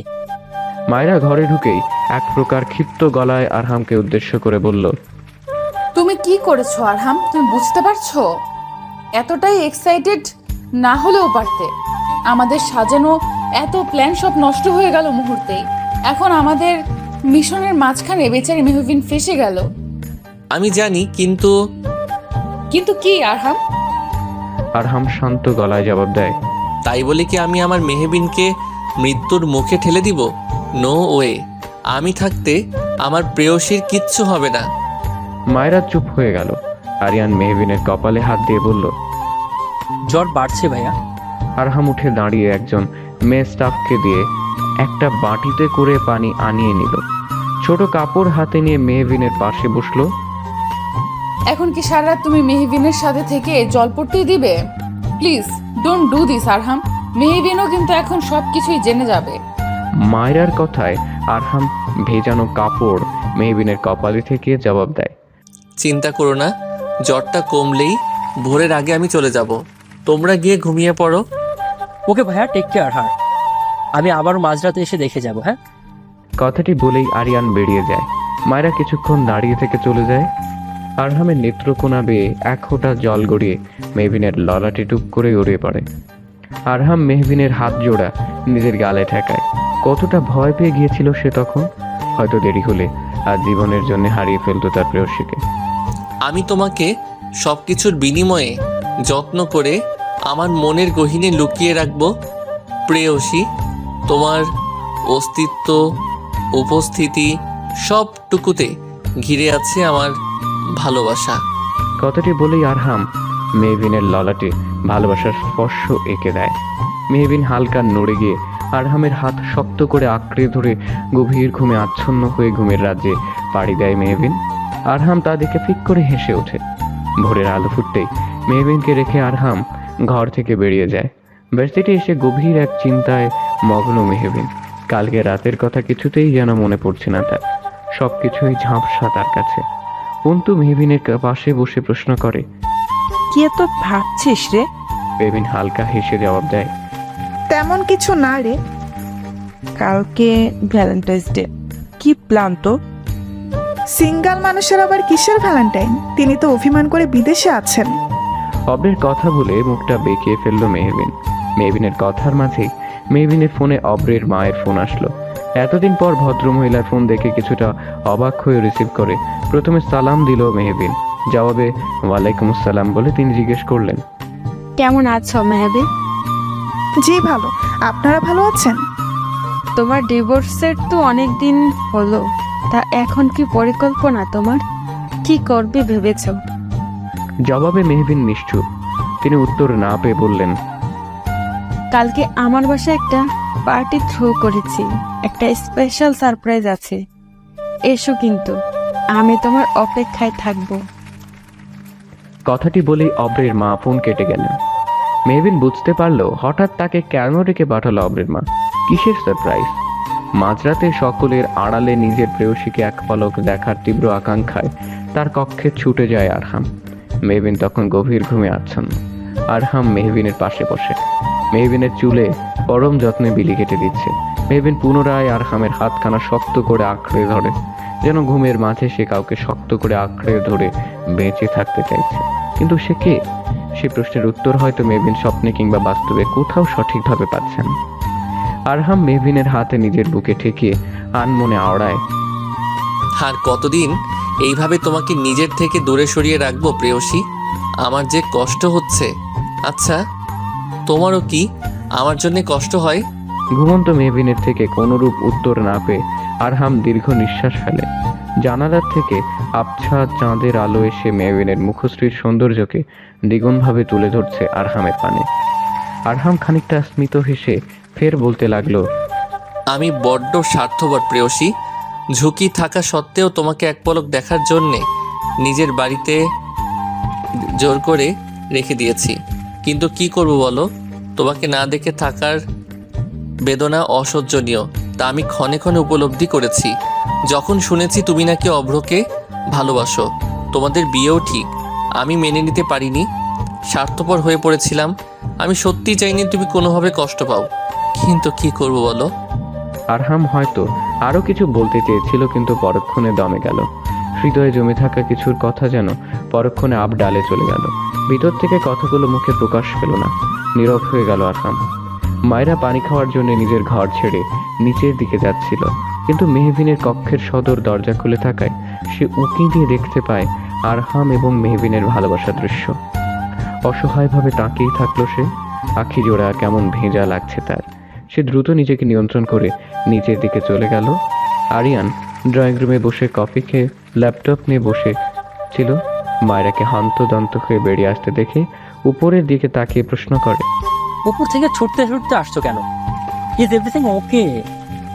মায়েরা কিছুটা হক চকিয়ে যায় আরিয়ানের প্রশ্নে।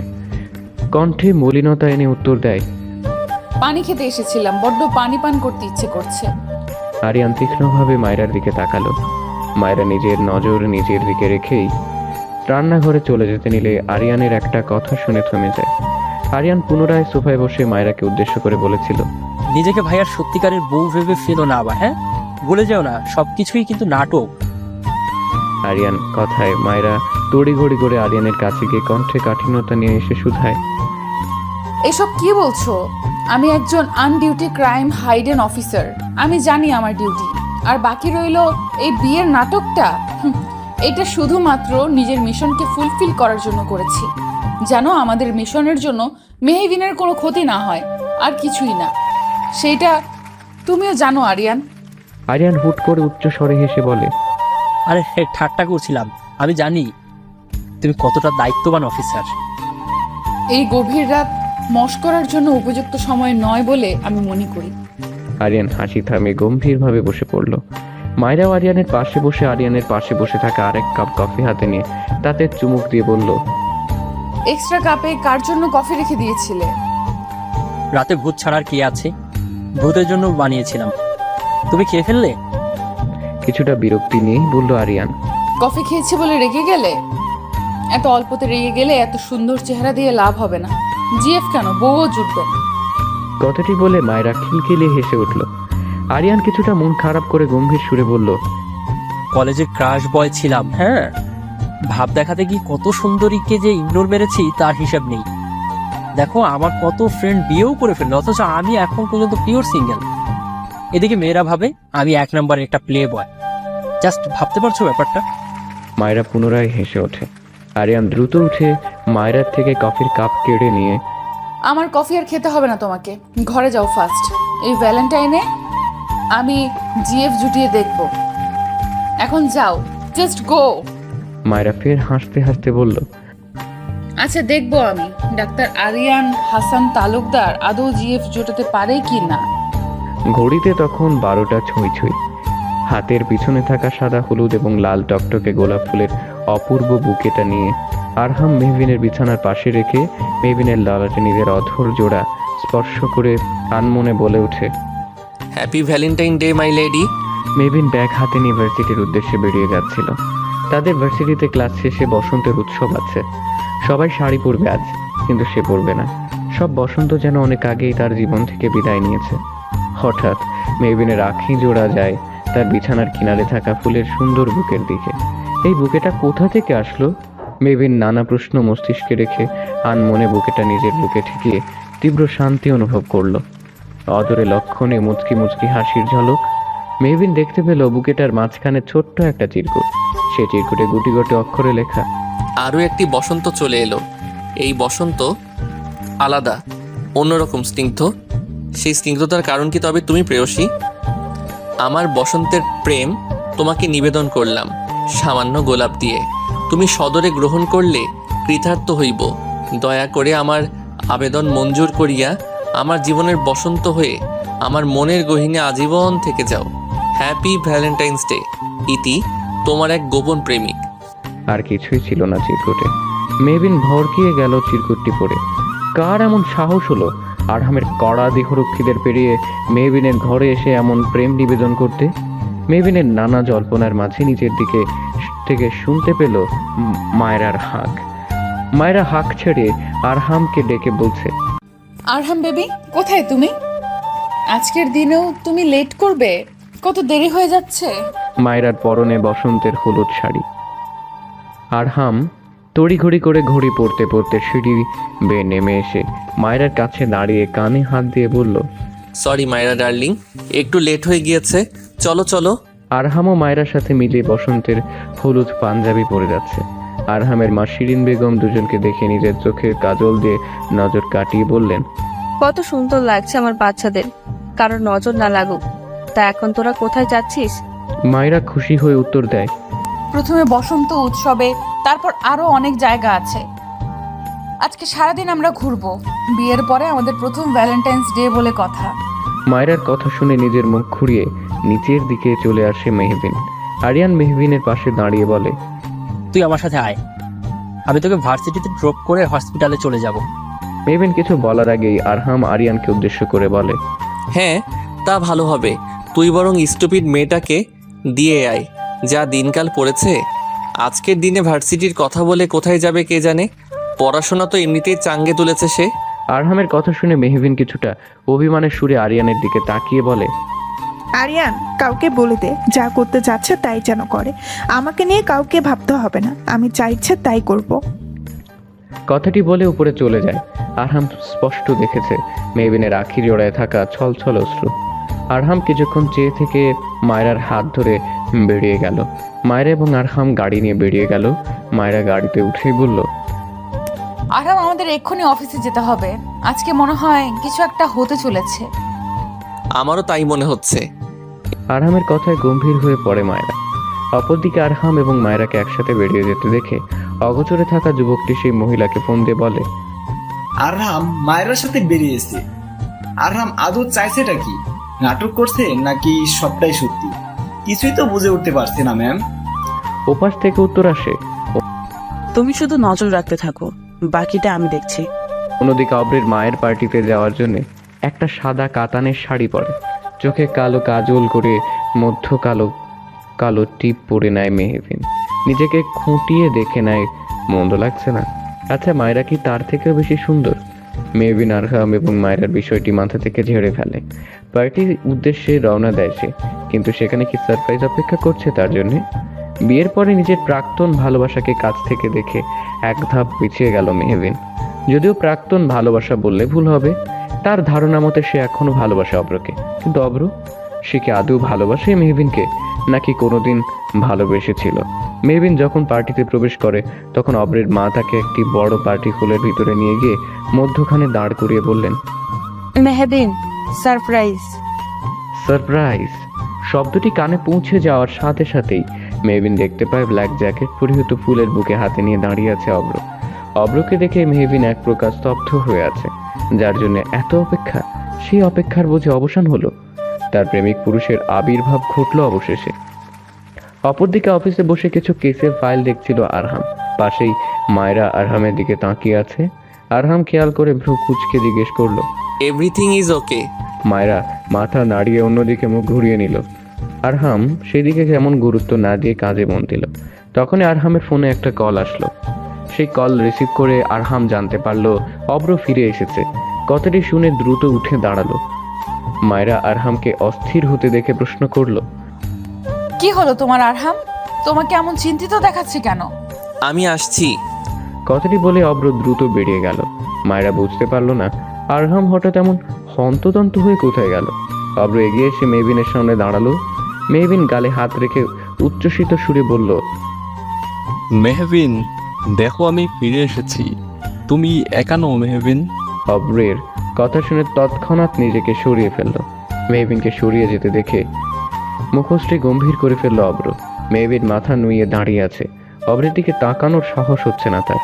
অদৃশ্য এক জড়তা কাজ করছে। অব্র ফিরে এসেছে, যতটা খুশি হওয়ার কথা ততটা খুশি হতে পারছে না মেহবিন।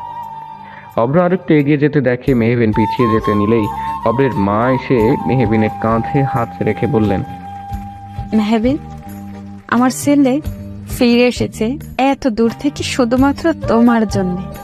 আজকের দিনে অত্যন্ত আমার ছেলেকে ফিরিয়ে দিও না।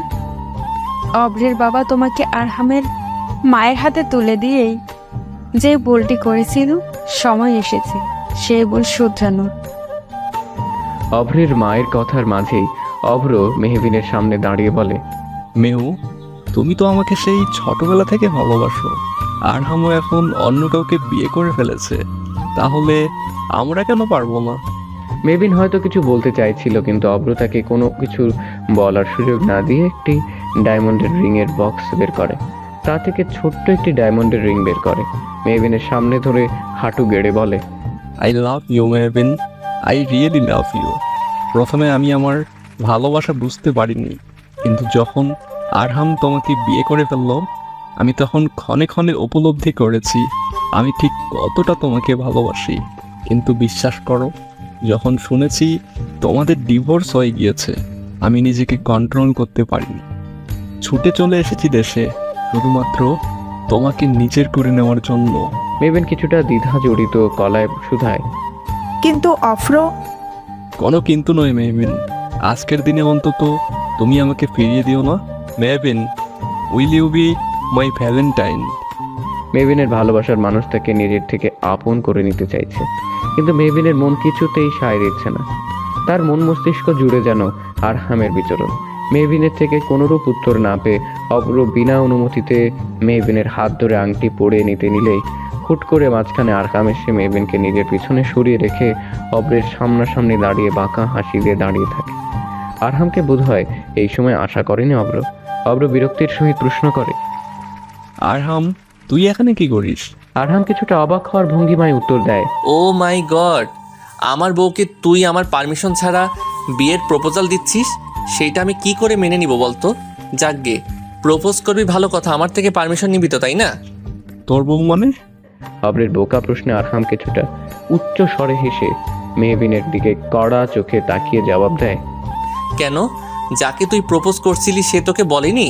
হ্যাঁ, আমাদের ডিভোর্সের এখনো 3 মাস বাকি, প্রসেসিং চলছে। তাছাড়া সে এখনো আমার বিবাহিত, থাকতে বাধ্য। তাই তোর এখনো বিয়েটা করা হচ্ছে না। অব্রের মা এগিয়ে এসে তেড়ে প্রশ্ন করলেন, তুমি তো অন্য কাউকে বিয়ে করেই ফেলেছ, তো এখন তো অব্র এবং মেহবিনের বিয়েতে কোনোরূপ বাধা দিতে পারো না তুমি।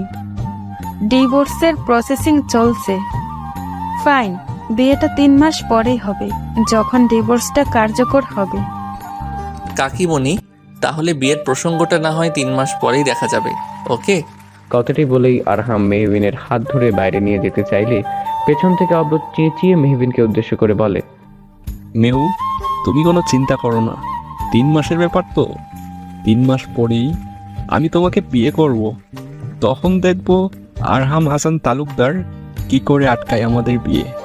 আরহাম তৎক্ষণাৎ মেহবিনের হাত ছেড়ে অব্রের কাছে গিয়ে অব্রের জ্যাকেটের কলার ঠিক করতে করতে অব্রের কানে ফিসফিসিয়ে বলে, অভ্র, আমার প্রেয়সীর দিকে নজর দিবি না। আগেও বলেছিলাম, এখনো বলছি, না হলে you have to pay for this. Arham Hasan Talukdar warning একবারই দেয়, মাইন্ড ইট। কথাটি বলে অব্রের কলার ছেড়ে দিয়ে মেহবিনকে নিয়ে বেরিয়ে যায় আরহাম। অব্র নিজের হাত শক্ত করে মুঠোয় নিয়ে স্মিত হেসে বলে, অভ্র তালুকদারের থেকে শিকার কেড়ে নেওয়া এত সহজ নয় আরহাম। গাড়িতে মেহবিনকে পাশে বসিয়ে নিজের মতো করে ড্রাইভ করে যাচ্ছে আরহাম। হিসাব সব গুলিয়ে যাচ্ছে মেহবিনের। অব্রের হুট করে দেশে ফিরে আসা, তার মধ্যে আরহামের হঠাৎ এমন কাণ্ড, সবকিছু মিলিয়ে বেশ চিন্তিত মেহবিন। খুব আনন্দ হচ্ছে না তোমার? যার জন্য এত অপেক্ষা করছিলে সে ফিরে এসেছে, কিন্তু আফসোস মাঝখানে আমি চলে এলাম। এতক্ষণের ঘটনা নীরব দর্শকের ন্যায় রেখে গেলেও বর্তমানে আরহামের খোঁচানো কথা নিজেকে নিশ্চুপ করতে পারল না। মনে পড়ে গেল আরহাম এবং মায়রার ঘনিষ্ঠ মুহূর্তগুলো। মেহবিন কিছুটা চেঁচিয়েই জবাব দিল, আমি অফ্রকে ভালোবাসি। হ্যাঁ, আমি খুশি হয়েছে, তাতে আপনার কি? মুক্তি দিচ্ছেন না কেন আমাকে? নিজে তো বিয়ে করে দিব্যি বউ নিয়ে সুখে আছেন, আমি করলেই দোষ। আরহামের মুখশ্রী রাগে টকটকে লাল আভাতে আচ্ছন্ন হয়ে গেল। সে শান্ত গলায় বলল, মেহবিন স্টপ, মেহবিন যেন থামলই না। সে তার সব ক্ষোভ উপরে গিয়ে বলল, কেন থামবো আমি? আপনি আমাকে দয়া করে মুক্তি দিন। আমি পারছি না আপনার বন্দিনী হয়ে থাকতে। আমিও মানুষ আরহাম সাহেব। আর কত সহ্য করব আমি? আমি যদি আমার ভালোবাসার মানুষের কাছে ফিরে যাই তাতে দোষের কি?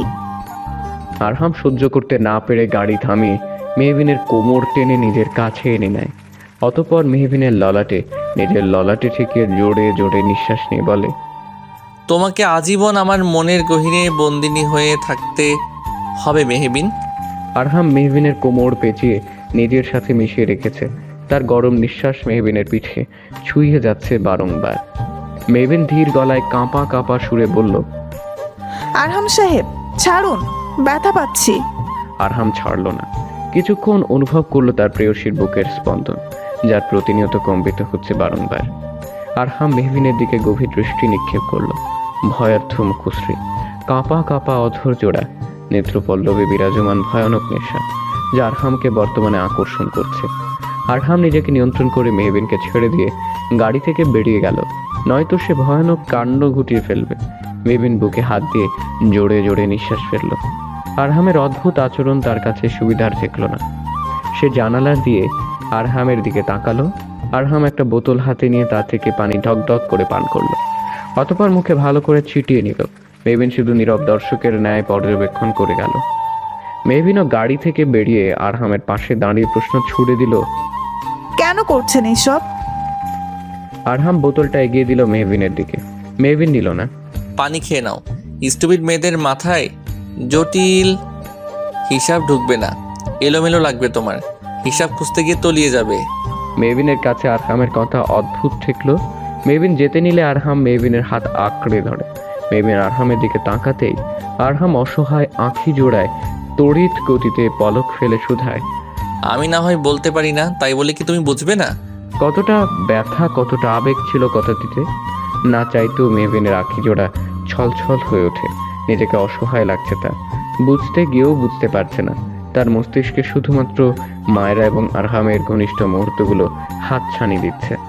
আরহাম তার হাত জোড়া ছেড়ে দিয়ে হতাশ সুরে বলল, গাড়িতে উঠে বসো মেহবিন। মেহবিন দ্বিরুক্তি দেখালো না, চুপচাপ গাড়িতে বসে পড়ল। অন্তু তালুকদার বাড়িতে এসে জানতে পারলো মেহবিন বাড়িতে নেই। তাই আরহামের মায়ের অনুমতি নিয়ে এসে মেহবিনের ঘরে গিয়ে মেহবিনের ঘরটা ঘুরে দেখছে। আরহামদের বাড়ির প্রতিটি ঘর যেন এক একটা বড় বড় ড্রয়িং রুমের ন্যায়। একসাথে অনেকগুলো মানুষ একটি করে খুবই সহজেই থাকতে পারবে। অন্তু গিয়ে মেহবিনের বারান্দায় দাঁড়িয়ে চারিপাশটা ভালো করে পর্যবেক্ষণ করলো। আরিয়ান মেহবিনের ঘরে এসেছিল মেহবিনের সাথে গল্প করতে। মেহবিনকে ঘরে না পেয়ে বারান্দার সামনে গিয়ে দেখতে পেল অন্তু অপর দিকে ঘুরে দাঁড়িয়ে আছে। অন্তু এবং মেহবিনের শারীরিক গঠনে কিছুটা মিল থাকায় আরিয়ান অন্তুকে মেহবিন ভেবে আদেশের সুরে বলল, মেহু, তোর একমাত্র এক্স দেব সারাদিন খাটুনি করে বাসায় ফিরল, অথচ তুই নাকি বারান্দায় বসে আছিস।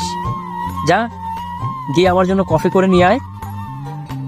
আরিয়ানের কথায় অন্তুর মাথায় দুষ্টু বুদ্ধি চাপলো। আরিয়ানের কথা সে অনেক শুনেছে। সে নাকি কলেজের ক্রাশ বয়। আরিয়ানের গলার স্বর শুনে সে বুঝে ফেলেছে আরিয়ান স্বয়ং তার পিছনে দাঁড়িয়ে আছে। সে খানিকটা কেশে গলার স্বর কিছুটা চিকন করে শুধলো, অসভ্য ছেলে, এক্স ভাবি হই আর প্রেজেন্ট ভাবি হই। ভাবি তো তাকে অর্ডার করছিস?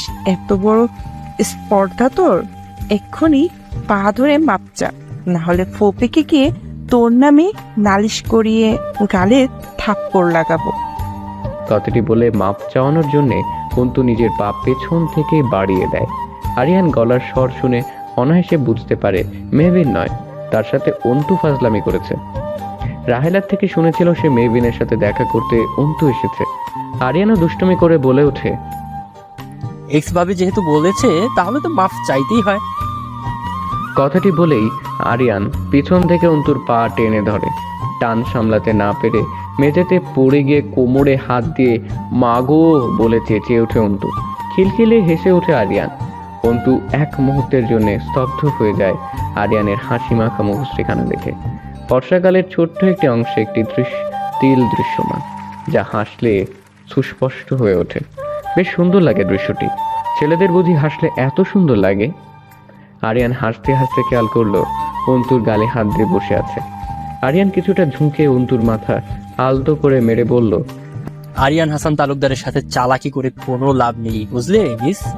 আরিয়ানের কথার মাঝেই মেহবিন তার ঘরে প্রবেশ করে আরিয়ান এবং অন্তুকে মেঝেতে দেখে প্রশ্ন করে, অন্তু তুই কখন এলি? আর আরিয়ান, তোরা এইভাবে মেঝেতে কি করছিস?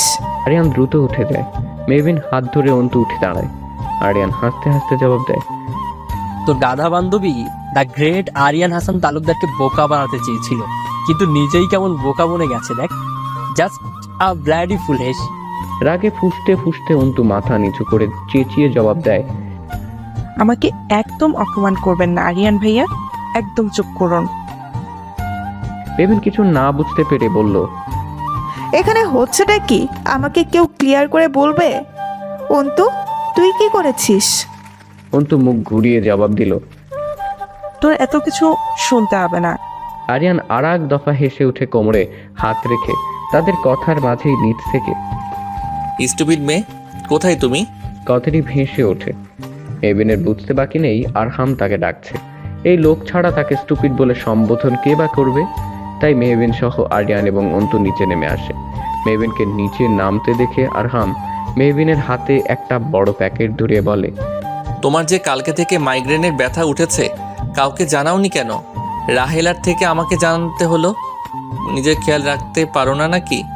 স্টুপিড কোথাকার। মেহবিন প্যাকেটে হাত দেখতে পায় তাতে কিছু মাইগ্রেনের ওষুধ আছে।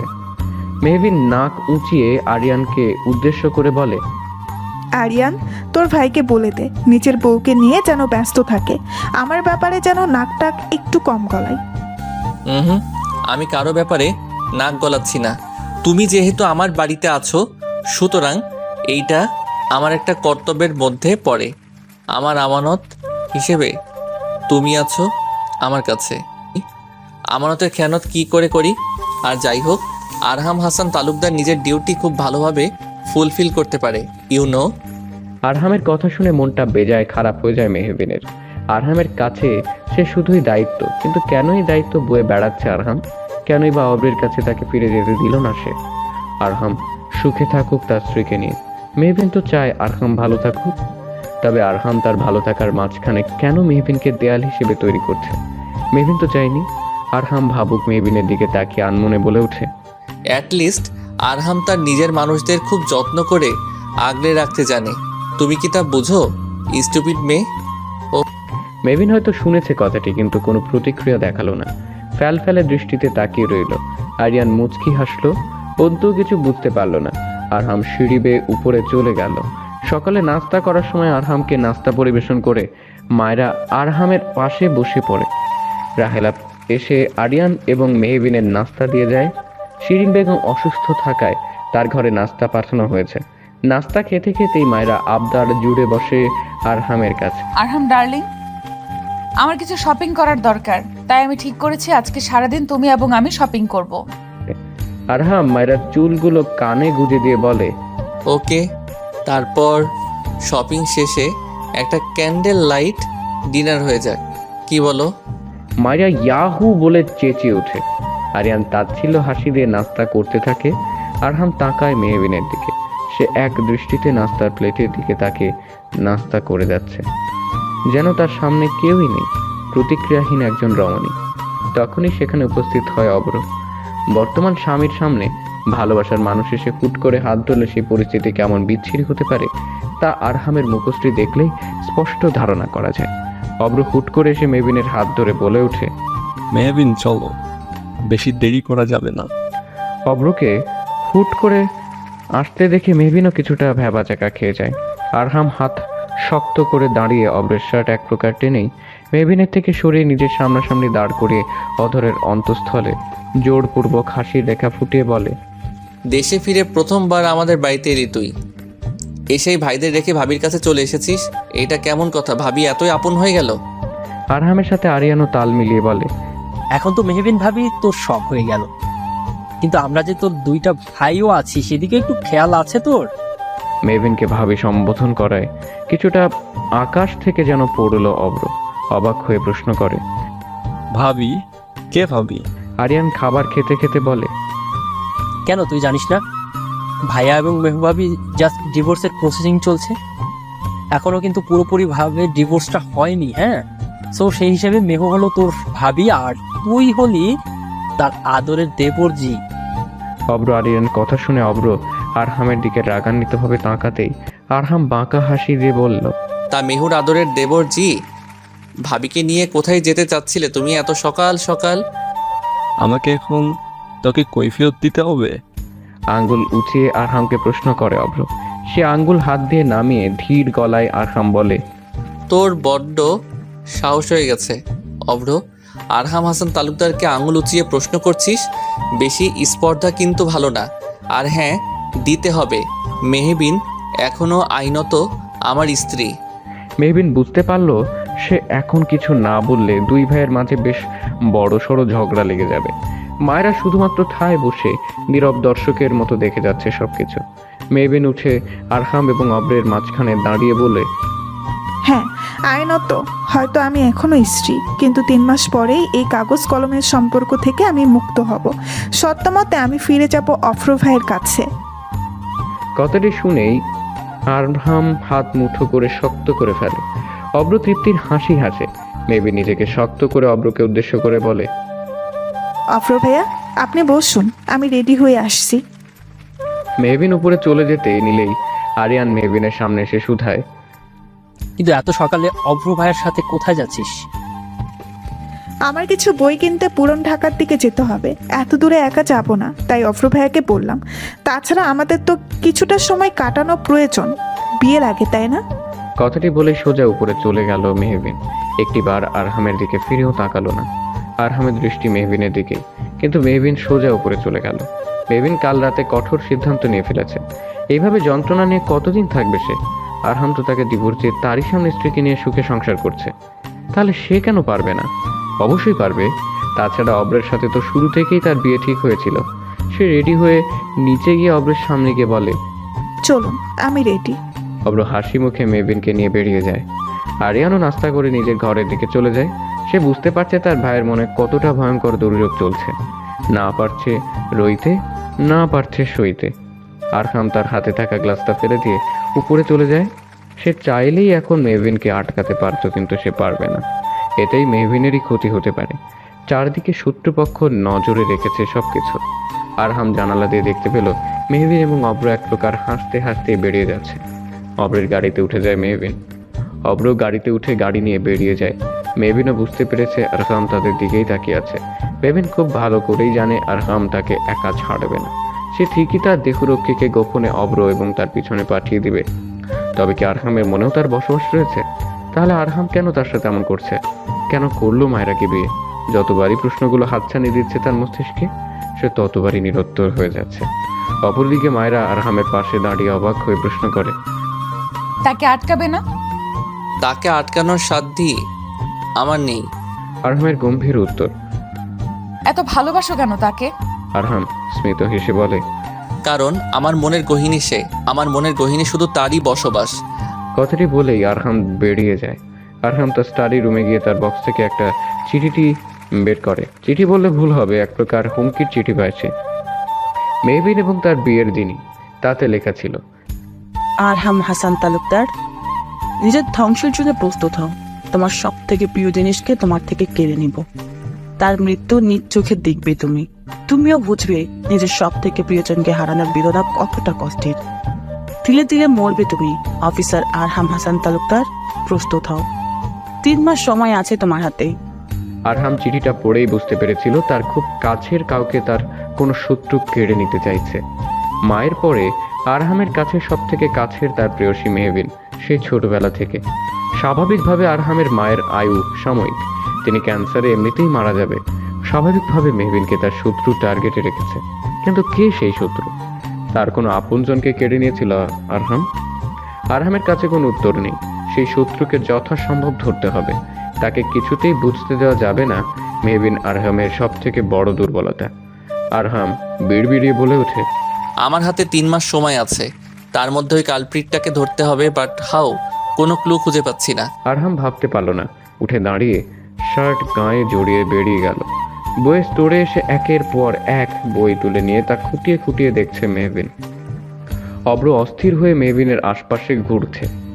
মেহবিন এমনভাবে বই পড়ছে যেন অব্র তার পাশে দাঁড়িয়ে আছে, সেদিকে তার খেয়ালই নেই। অথচ মেহবিন এমন ছিল না, সে সর্বদা অব্রের মনোযোগ আকর্ষণ করতে চাইতো। অব্র কিছুটা ধীর গলায় মেহবিনকে শুধালো, কয়েকদিন পর তো আমাদের বিয়ে, তুমি কি এখনো আমার থেকে দূরে থাকবে মেহবিন? চলো কিছুটা সময় আমরা নিজের মতো করে কাটিয়ে নেই। আজকে ক্যান্ডেল নাইট ডিনার হলে কেমন হয়? কথাটি বলে অব্র মেহবিনের হাত ধরতে চাইলে মেহবিন চট করে তা সরিয়ে ফেলে, বিরক্তির সহিত বলে, বিয়ে এখনো অনেক দূর, এখন কি এতটা ক্লোজ হওয়াটা ঠিক? অফরো ভাইয়া, অব্র মুখ ঘুরিয়ে ফেলল। মেহবিন অব্রকে গুরুত্ব দিল না, সে চট করে বলল, অফরো ভাইয়া, আপনার মনে হুট করে আমার জন্য ভালোবাসার উৎপত্তি কি করে হলো, তাও আমার বিয়ের পরে? মেহবিনের সন্দেহহীন প্রশ্নের জবাবে অব্র অবাক হয়ে উত্তর বলল, তোমাকে তো বলেছিলাম মেহবিন, তোমার থেকে দূরে যাওয়ার পরে আমি বুঝতে পেরেছি আমি কতটা ভালোবাসি। তাছাড়া আমাদের বিয়ে তো অনেক আগে থেকে ঠিক হয়েছিল, মাঝখান থেকে আরহাম এসে। অব্রের কথার মাঝেই মেহবিন হাত দিয়ে তাকে থামিয়ে কিছুটা তাচ্ছিলের হাসি দিয়ে শুধায়, বুঝলাম। অফরো ভাই, আমার প্রচণ্ড পানি পান করতে ইচ্ছে করছে, চট করে একটা পানির বোতল কিনে নিয়ে আসুন। আমি এখনই নিয়ে আসছি। কথাটি বলেই অব্র স্টোর থেকে বেরিয়ে যায়। অব্র বেরিয়ে যেতে মেহবিন স্টোরের আর এক পাশে গিয়ে পেছনে ঘুরে থাকা ব্যক্তির পিছনে গিয়ে দাঁড়ায়, যিনি এক প্রকার বই কেনার ভান ধরে বই হাতে দাঁড়িয়ে আছে। মেহবিন কিছুটা কেশে বলল, আরহাম সাহেব, আপনার বউ কি জানে আপনি আপনার সব কাজ ফেলে আপনার প্রাক্তন বউকে পাহারা দেওয়ার জন্য বইয়ের দোকানে ঘুরে বেড়াচ্ছেন? প্রাক্তন বউ তার প্রেমিকের সাথে কিভাবে নিজেদের মতো সময় কাটাচ্ছে তার নজর রাখতে এসেছেন বুঝি আরহাম সাহেব? মেহবিনের প্রশ্নে কাশতে কাশতে আরহামের হাত থেকে বই পড়ে যায়। সে হয়তো আশা করেনি মেহবিন তাকে এতটা দ্রুত সময়ে চিনে ফেলবে। মেহবিন আরহামের ভয়াত্ম মুখশ্রী দেখে মুখ চেপে হাসে। আরহাম দ্রুত বইখানা তুলে মেহবিনকে হাসতে দেখে ক্ষিপ্ত গলায় প্রশ্ন করে, হাসছো কেন স্টুপিডের মতো? কারণ আপনার ভাষ্য মতে আমি স্টুপিড, তাই। কিন্তু আপনি প্রথমে বলুন, আপনি অফিসে না গিয়ে আমার উপর গোয়েন্দাগিরি করছেন কেন? আরহাম পকেটে হাত রেখে কিছুটা ভাব নিয়ে ঠোঁটের কোণে আলতো হাসি ফুটিয়ে বলে, আমার এত ফালতু সময় ওয়েস্ট করার মতো সময় নেই যে তোমার উপর নজরদারি করব। আমি জাস্ট আপনি জাস্ট মেহবিন ভ্রু কুঁচকে প্রশ্ন করে আরহামকে, ফের প্রশ্ন করে মেহবিন। আরহাম তার হাতে থাকা উপন্যাসের বইটা দেখে বলে, মায়েরার নাকি খুব বই পড়ার শখ হয়েছে, তাই এসেছিলাম কিনতে। তা সেই বই তো লোকাল এরিয়া থেকেই নিতে পারতেন, হঠাৎ পুরান ঢাকায় কেন আসলেন?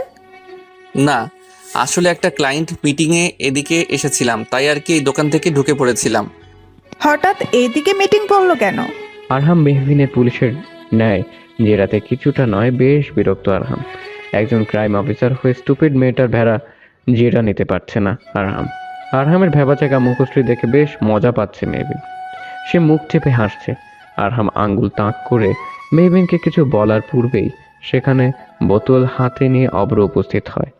আরহামকে যেন এই মুহূর্তে দেখে বেশ অবাক হয়েই প্রশ্ন করে, এখানে কি করছিস তুই? আমার যতটুকু ধারণা এই সবটা তোর নয়, সো আমি এখানে কি করছি আর তার কোনো কৈফিয়ত তোকে দিব না।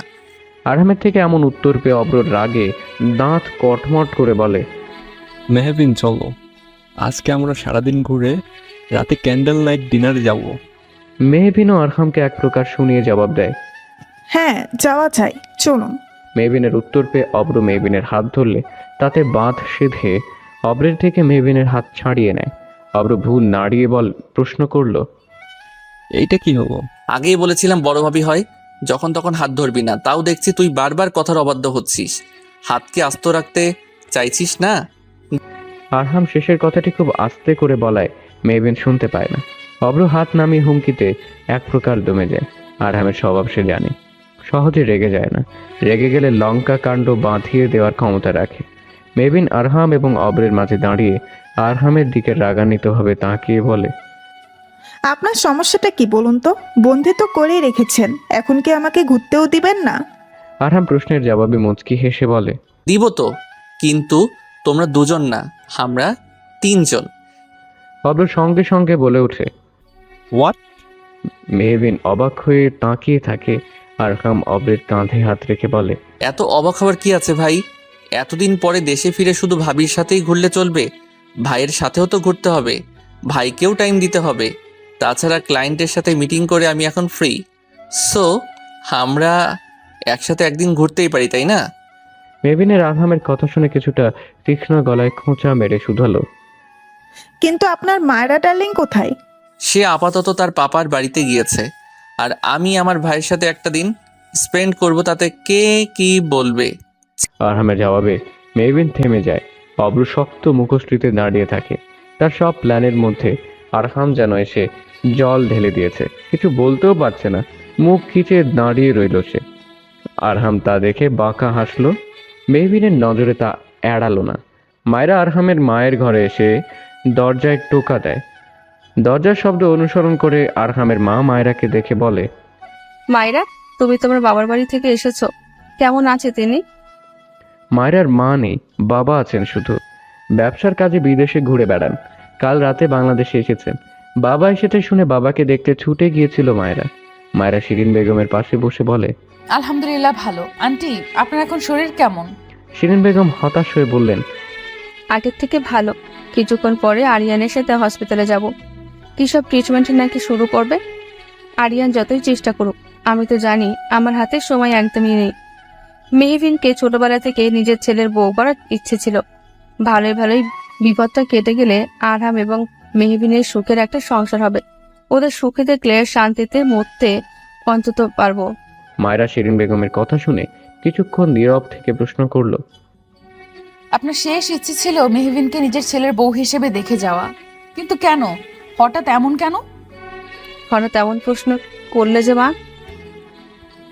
না মানে আপনার কেন মনে হলো না মেহবিনের থেকে হয়তো অন্য কেউ আপনার ছেলের বউ হওয়ার যোগ্যতা রাখে? কথাটি বলেই মাথা নুইয়ে ফেলল মায়রা। শিরিন বেগম আলতো হেসে নিজের চশমা চোখে দিয়ে পাশে থাকা আরহাম এবং মেহবিনের একটা ছোটবেলার ছবি মায়রার হাতে দিল।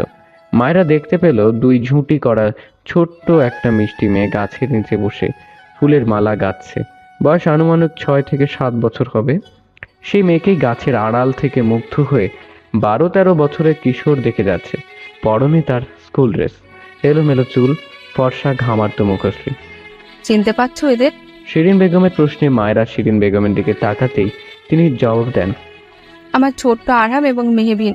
ছবিটা মেহবিনের বাবা মানে আমার ভাই তুলেছিল। বাগানটি মেহবিনদের। দুপুরের দিকে ছোট্ট মেহবিন গাছের নিচে বিভিন্ন ফুলের গেঁথে মালা বানাতো।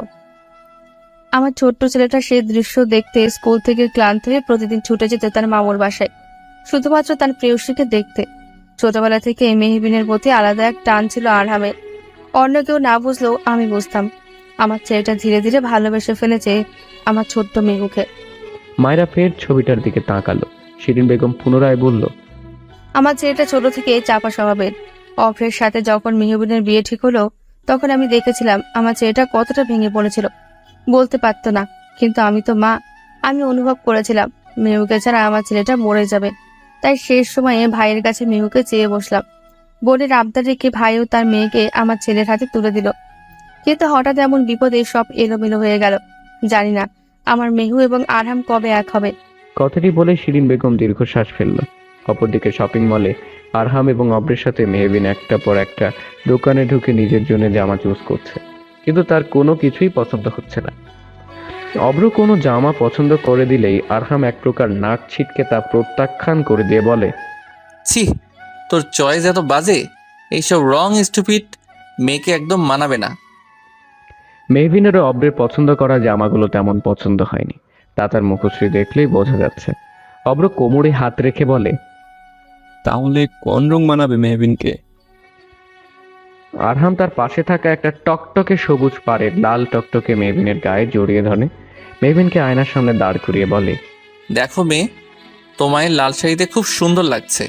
তোমাকে লাল শাড়ি পরলে বউ বউ লাগবে। আয়নায় নিজেকে দেখে মেহবিনের অধরের কোণে তৃপ্তির হাসি ফুটে ওঠে, যার অর্থ তার পছন্দ হয়েছে। অব্রের একটা ফোন আসায় সে বিরক্ত হয়ে বাইরে চলে যায়।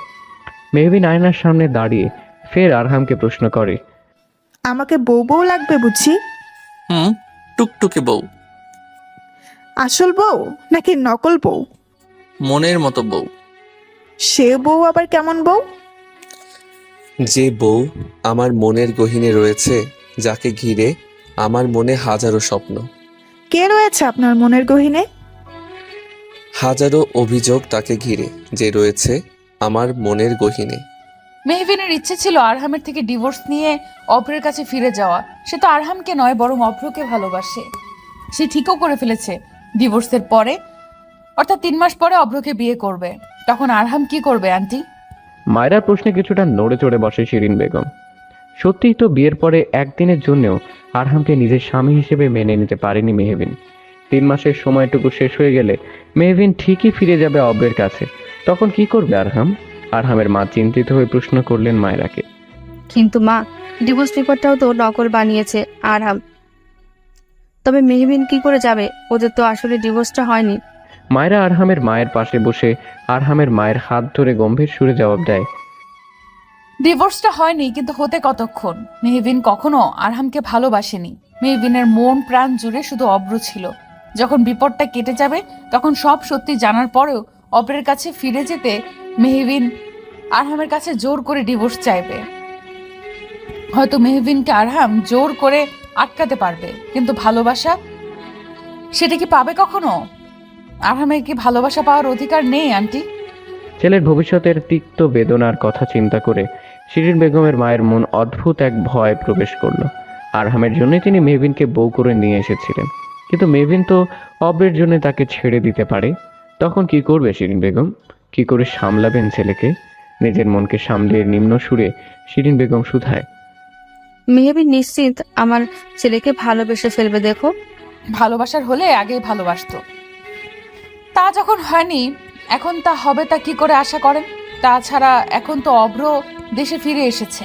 আশা করি আমার কথাটা ভেবে দেখবেন আন্টি। উঠছি এখন, কিছু লাগলে জানাবেন।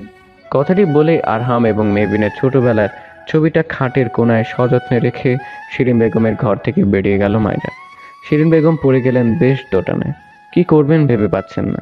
আরহামের কথা শুনে আরহামের দিকে অদ্ভুতভাবে তাকিয়ে রইল মেহবিন। কে রয়েছে আরহামের মনের গহীনে? মায়রা? মায়রাই হবে হয়তো। মায়রা আরহামের স্ত্রী, কিন্তু তবুও মেহবিনের আরহামের মুখ থেকে শুনতে ইচ্ছে হলো, কে সে যে রয়েছে আরহামের মনের গহীনে? মেহবিন হুট করে প্রশ্ন করে বসল। কে রয়েছে আপনার মনের গহীনে? আরহাম স্মিত হেসে জবাব দিল, আমার প্রেয়সী, কে আপনার প্রিয়সী? যাকে আমি ভালোবাসি। ভালোবাসি শব্দটি শুনে বুক ছেদ করে উঠল মেহবিনের। লোকটার মুখে ভালোবাসি শব্দটি কতটা শ্রুতিমধুর শোনাচ্ছে। লোকটা মায়রাকে ভালোবাসে, তাই তো মায়রাকে বিয়ে করেছে। লোকটাকে প্রতিদিন মায়রাকে বলে, মায়রা আমি তোমাকে ভালোবাসি। কথাটি বুঝি খুব ভালো লাগে মায়রার। মায়রা তখন বুঝি নিজেকে ভাগ্যবতী লাগে।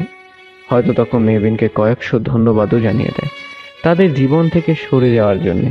মেহবিনের নেত্রপল্লব ছলছল হয়ে উঠল, বুক হয়ে উঠল ভারী। আরহাম আয়নার দিয়ে দেখতে পেল তার প্রেয়সীর নেত্রপল্লবে জমে থাকা বেদনাদায়ক অশ্রু। আরহামের ইচ্ছে হলো সেই অশ্রুটুকু সযত্নে মুছিয়ে দিতে, কিন্তু সে নিজেকে দমিয়ে রাখলো।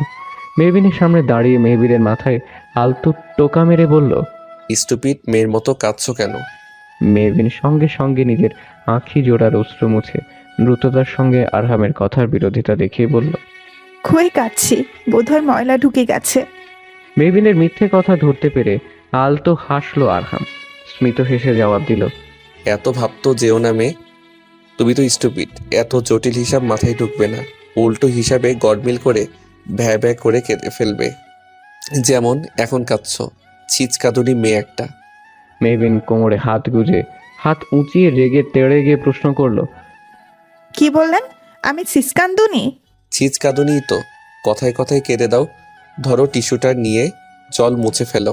কথাটি বলে পকেট থেকে টিস্যু বের করে মেহবিনের দিকে আরহাম বাড়িয়ে দিল।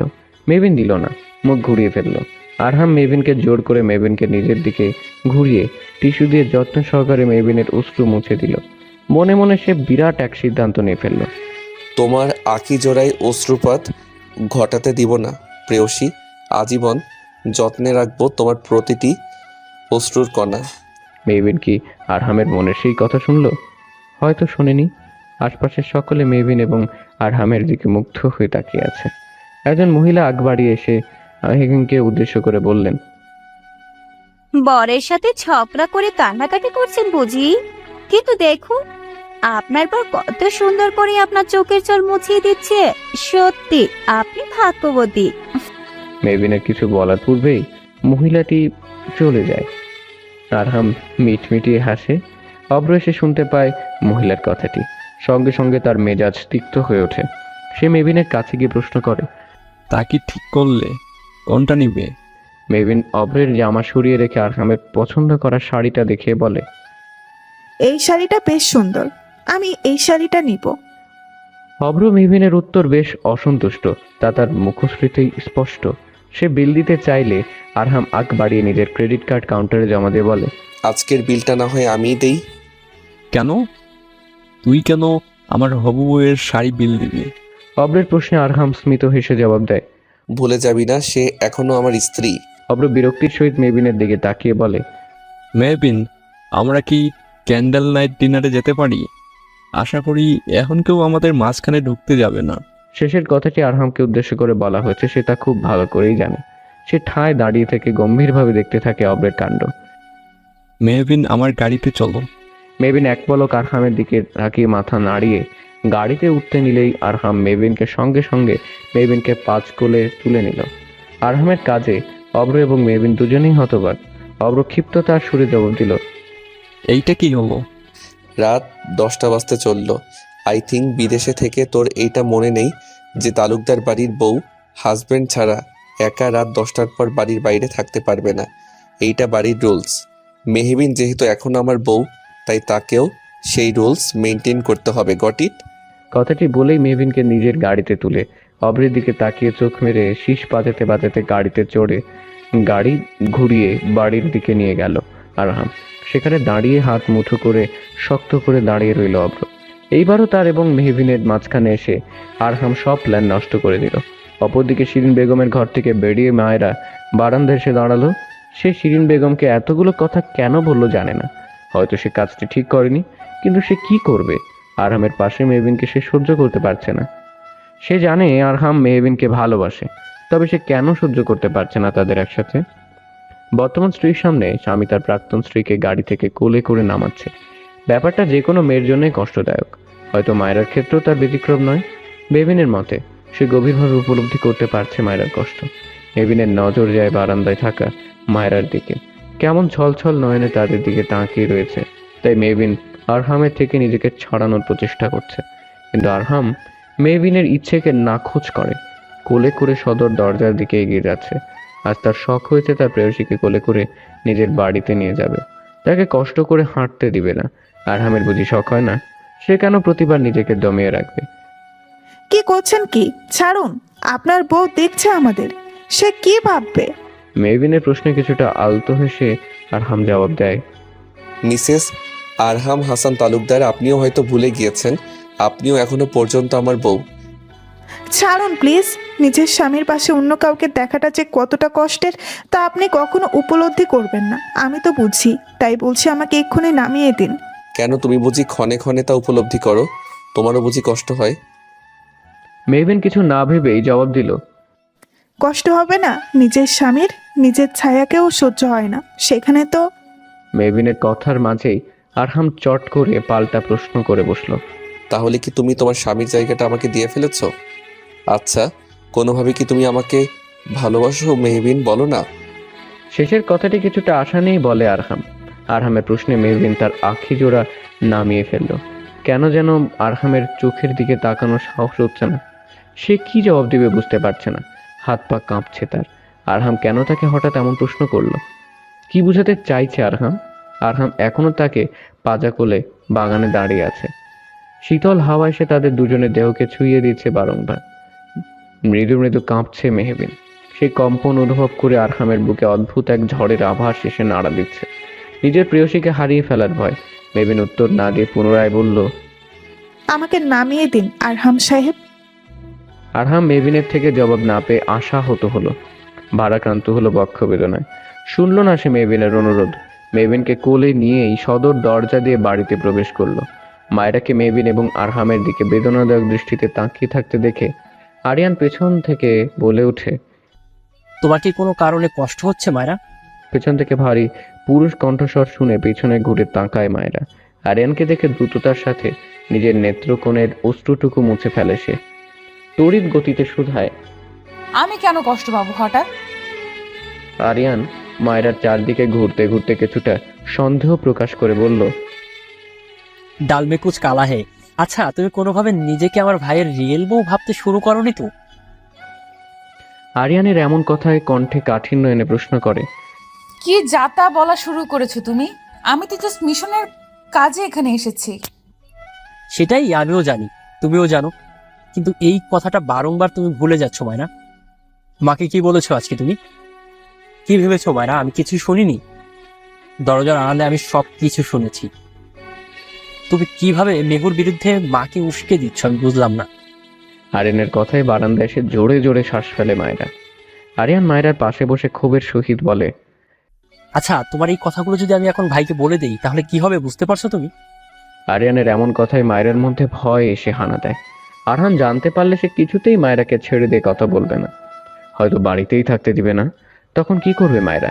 মায়রার মনের অবস্থা বুঝতে পেরে আরিয়ান কিছুটা শান্ত হয়ে মায়রাকে সাবধান করে বলে, দেখো মায়রা, তুমি একজন ক্রাইম অফিসার, নিজের দায়িত্ব সম্বন্ধে যথেষ্ট ভালো বোঝো তুমি।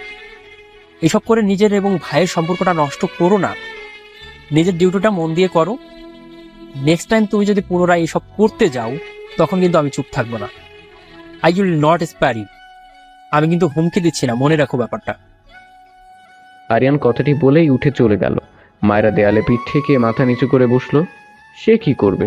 সে তো সহ্য করতে পারছে না আরহাম এবং মেহবিনকে। আচ্ছা, কোনোভাবে কি সে আরহামকে ভালোবেসে ফেললো? মেহবিন শিরিন বেগমের পছন্দের চা করে নিয়ে তার রুমের সামনে দাঁড়ালো। ভাবলো আজকে ফুফু এবং ভাগ্নে মিলে বেশ খানিকক্ষণ আড্ডা দিবে। সে দরজায় কড়া নাড়লো। অপর পাশ থেকে অনুমতি পেয়ে চট জলদি ঘরে প্রবেশ করে। হাস্যোজ্জ্বল মুখে শিরিন বেগমের সামনে দাঁড়িয়ে চায়ের ট্রেটা বিছানায় রেখে বলল, ফুপি, তোমার তো আমার হাতের দুধ চা অনেক ফেভারিট, তাই নিয়ে আসলাম। চুপি চুপি খাবে কিন্তু, আরিয়ান জানলে কিন্তু একটুও পারবে না, বলে দিলাম। আমি বরং দরজাটা ফিরিয়ে দিই। মেহমিনকে দেখে শিরিন বেগমের মাথা হুট করে গরম হয়ে গেল। মায়রার কথাগুলো তার মনে পড়ে গেল। মেহবিন দরজার কাছে যেতে নিলে শিরিন বেগম তাকে থামিয়ে বললেন, তার দরকার হবে না। শুনেছি তুই নাকি সারাদিন অবরের সাথে ঘুরে বেরিয়েছিস। মেহবিন, তোর কি মাথায় নেই? তুই এখনো আমার বাড়ির বউ। এইসব বেপরোয়া কিন্তু আমি সহ্য করব না। ফুপি, আসলে আমি মেহবিনকে কিছু বলার সুযোগ না দিয়ে শিরিন বেগম বললেন, ব্যাস, অনেক শুনেছি, আমি চা খাবো না। তুমি চা ফেরত নিয়ে যাও, বিরক্ত করবে না এখন, আমি একটু রেস্ট নিচ্ছি। শিরিন বেগমের কথা শুনে মেহবিনের মনটা খারাপ হয়ে গেল। তার ফুপি কখনো তার সাথে এমন গম্ভীর হয়ে কথা বলেনি। আচ্ছা, তার ফুপি কি তাকে ভুল বুঝছে কোনভাবে? মেহবিন চায়ের কাপ নিয়ে বেরিয়ে গেল। শিরিন বেগম মুখ ঘুরিয়ে শুয়ে পড়লেন নদীর স্রোতের ন্যায়। সময় তার গতির সাথে সমানভাবে তাল মিলিয়ে বয়ে চলল। 3 মাস পেরোতেই হাতে কেবল 15 দিন বাকি। সবকিছু আগের মতোই স্বাভাবিক রয়েছে।